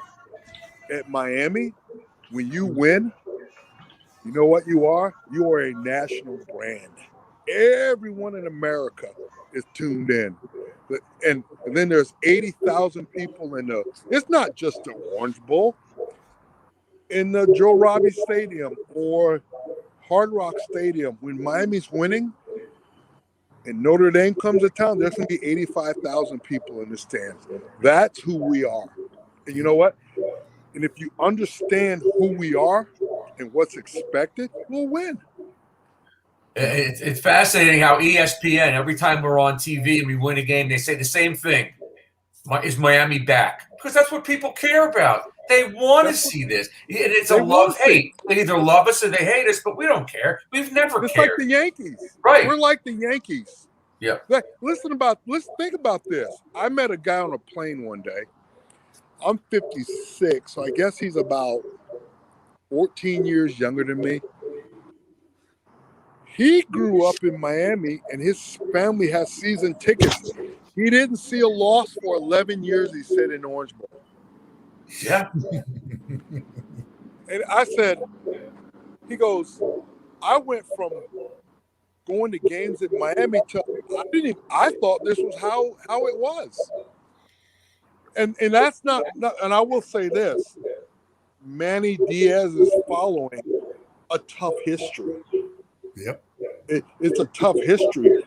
You're talking about they wanted to run Jimmy Johnson out of town for beating the number 1 team in the nation and number 4 team in the nation, losing to Michigan. We're at 7-2, and then we lost 3 in a row. We got 8-5. They want to run Jimmy Johnson out of town for going 8-5. Yeah. Losing against some of the best teams in the nation. So it's about expectation. And our expectations at Miami, and we knew as players at Miami what the expectations were. And what we have to do at Miami right now is raise the expectations. The expectations are national championship. I don't want to hear about a coastal championship. That's expected. I can't even imagine what his comment was when he heard Diaz say that the kids played hard, they didn't give up. That's what they're hanging their hat on this week. The kids played hard, they didn't give up. Who the hell cares? They didn't win. Well, I'm not here to bash Manny. I know. I'm not saying that. I have a lot of respect for Manny Diaz and Blake James and all those guys. We just have to get back to. Yeah, you guys ever seen the movie Lean on Me with Joe Clark? Yep. Yes. You go into a place and you raise expectations, and you know what?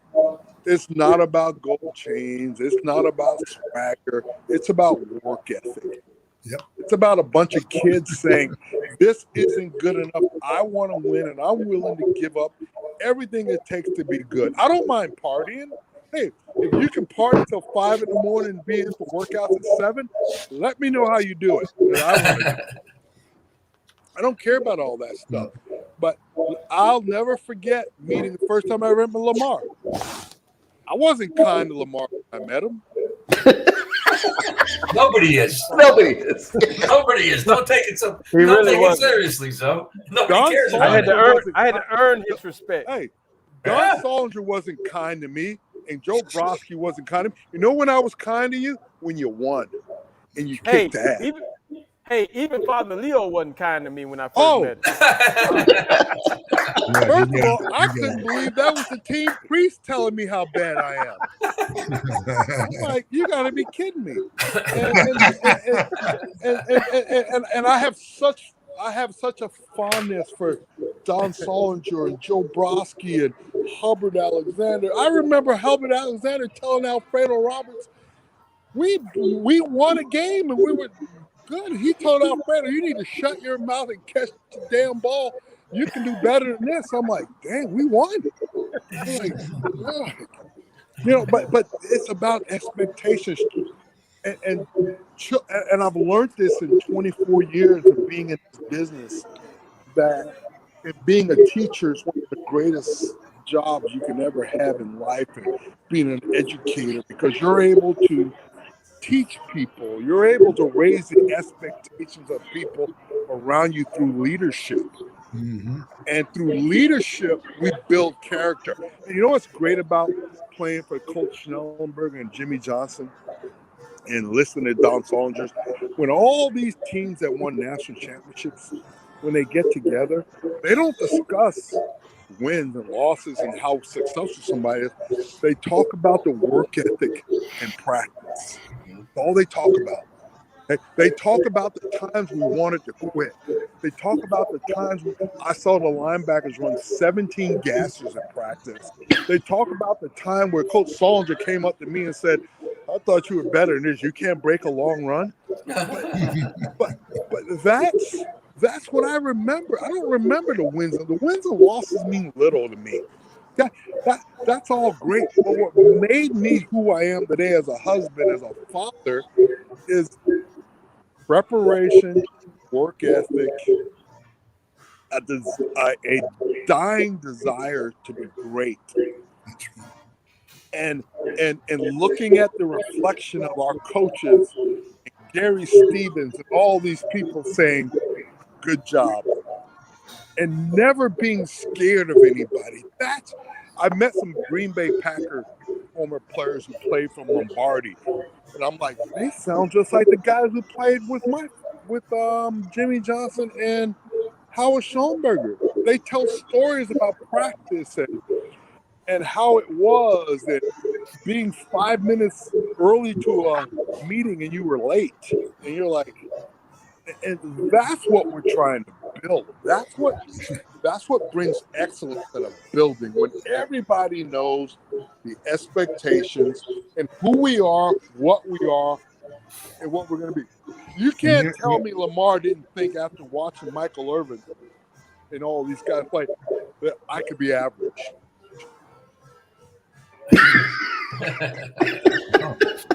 Average. Could you imagine? You're the starting receiver and going up to Michael Irvin and say, "Hey, I'm the guy. I'm gonna beat all your records with 3 wins, 4 wins." It don't mean. It don't mean nothing at that point. I actually felt so bad for Lamar one time, and Michael Barrow and some of these guys, because we were so hard on these guys, and we let them know, hey, it's about work ethic. I'll never forget, Michael Barrow came up to visit me in Houston when he was in college, and we woke up at 7 in the morning, and I had his ass out there. I said, this is what's going to make it. And Lamar, watch Lamar. You don't think we told Lamar to get the ball out of his hand in Alabama? Yeah, we told him. But that's who we were at Miami. We had something that nobody else could have in college football. Oh, we have a brotherhood. We have a brotherhood that nobody can match. Well, from my perspective, it's always been about the people, though. The players, the coaches, collectively, it's about the people. And it'll always be about the people at the U. And I'll tell you one thing, Gary. You know, one of the things you had asked me earlier about how can it happen? You know, when I first got the head job, how long have you been here? Were you here when Cody's coached and Otis Mooney coached at Miami High? Do you know those coaches in high school, Gary? Was I? Oh yeah, absolutely. Yeah. Well, when I got the job at Miami at Southridge, that's what I wanted. I wanted to win like those guys were winning. I remember that, Donnie. I covered you when you had Tony Smith as a running back. That was what, 1979. 79, yeah. And that's who I went after. I mean, I'm going to go find out the best guys that are doing this in high school, and I'm going to try to be as good or better than those guys. That's what you need to have now at Miami. Guys that. What happened at Miami? Why is it good? Find out why it was good and try to seek out the people that know that, listen to them. And, you know, you ask me, Lamar, people know I want to surround myself with the best people I can surround myself with. Winners. Like, you know, Alonzo, I want to be around winners. And that's what it's about. And Donnie, I've been fighting for 2 years. Alonzo Highsmith is exactly what they need at the Heck Center right now. Exactly. Before you even worry about whether you're keeping Manny, firing Manny, whatever, you need somebody like Alonzo Highsmith in administration that knows what the program's supposed to look like. And I'm not going to ask Zoe about it anymore because it puts him in a bad spot. And yeah, he's all about the Seattle Seahawks right now. But there's a lot of people that want to see Zoe back at Miami, and I hope they keep fighting. I hope so too. Well, you know, we're tired of this. I have a great affinity for Miami for one reason, because like a lot of us, I didn't have to go to Miami when I came out of high school. I had never heard of Miami until I moved to Miami, and they were on probation my senior year in high school.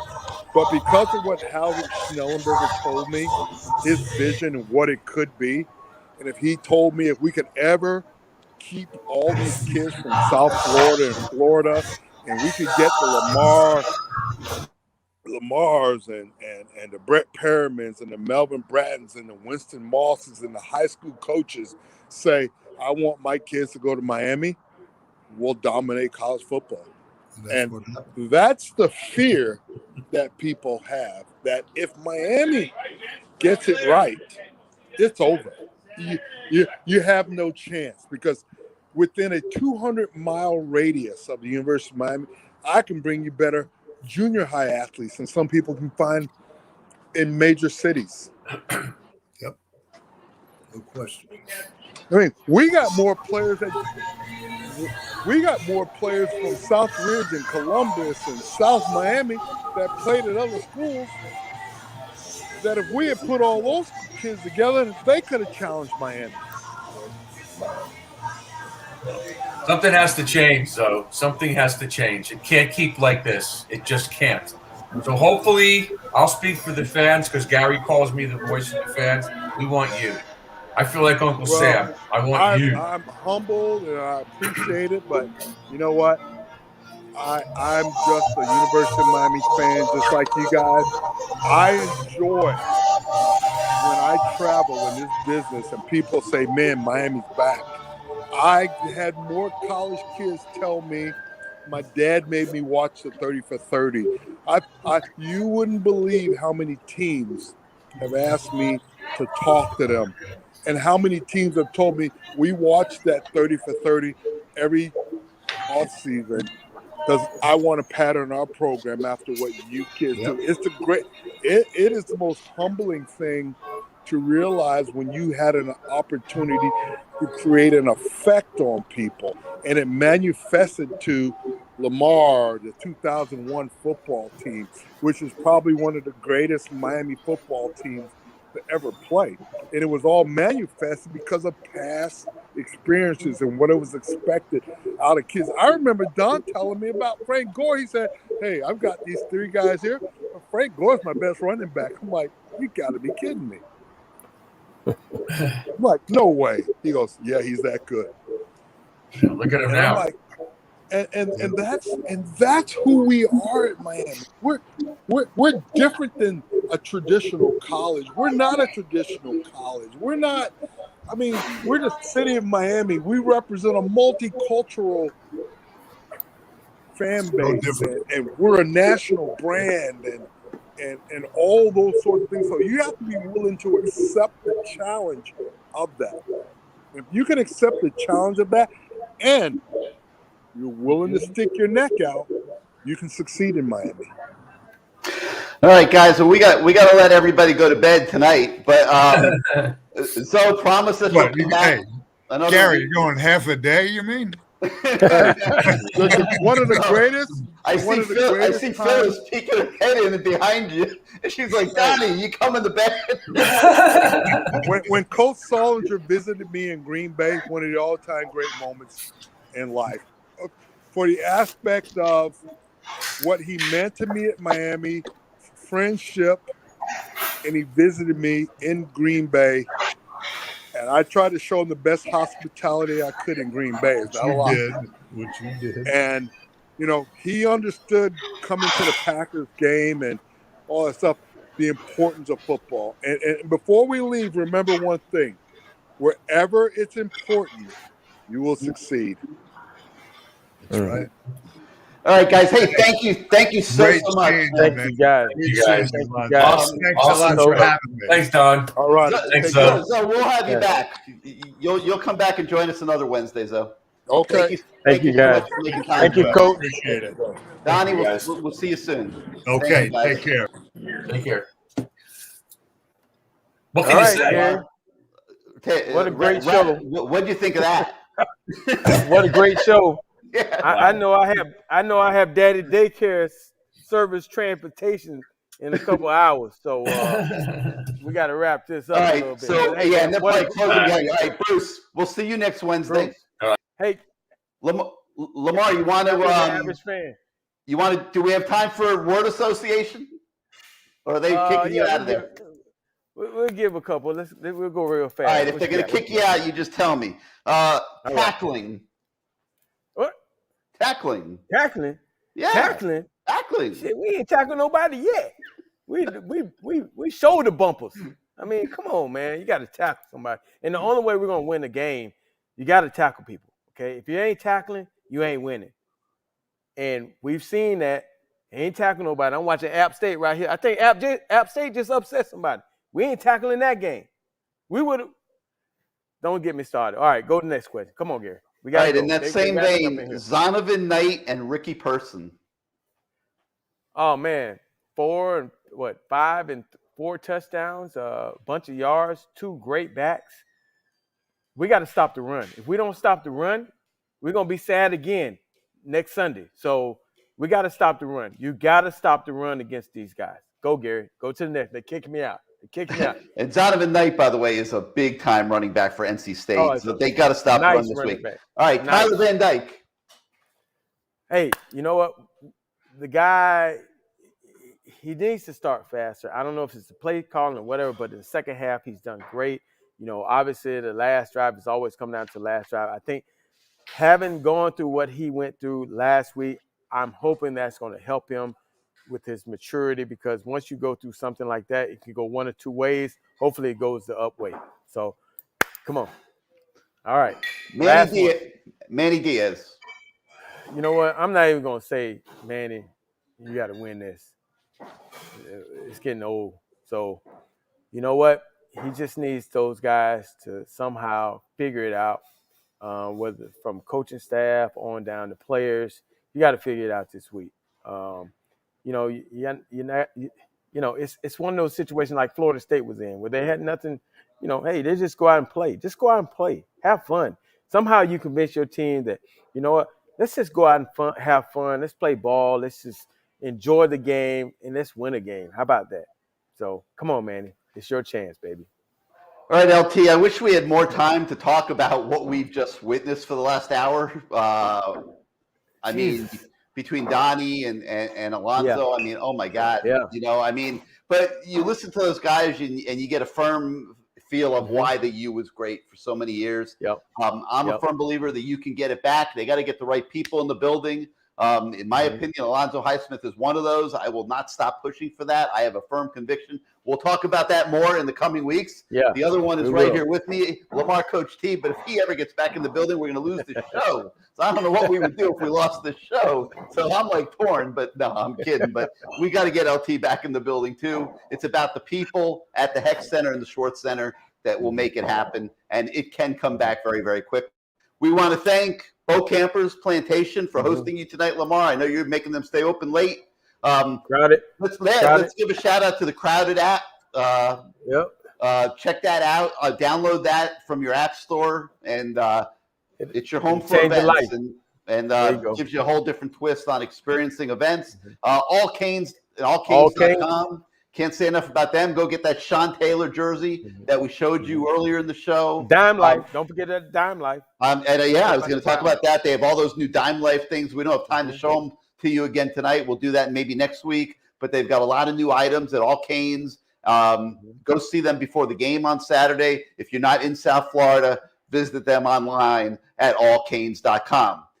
For Lamar Coach T, I'm Gary Ferman. Thank you so much for joining us tonight on the Lamar Thomas Show. We'll be back next Wednesday with some more, I'm sure, greatness if we can get over what we witnessed tonight. Until next time, good night, everybody. Go Canes.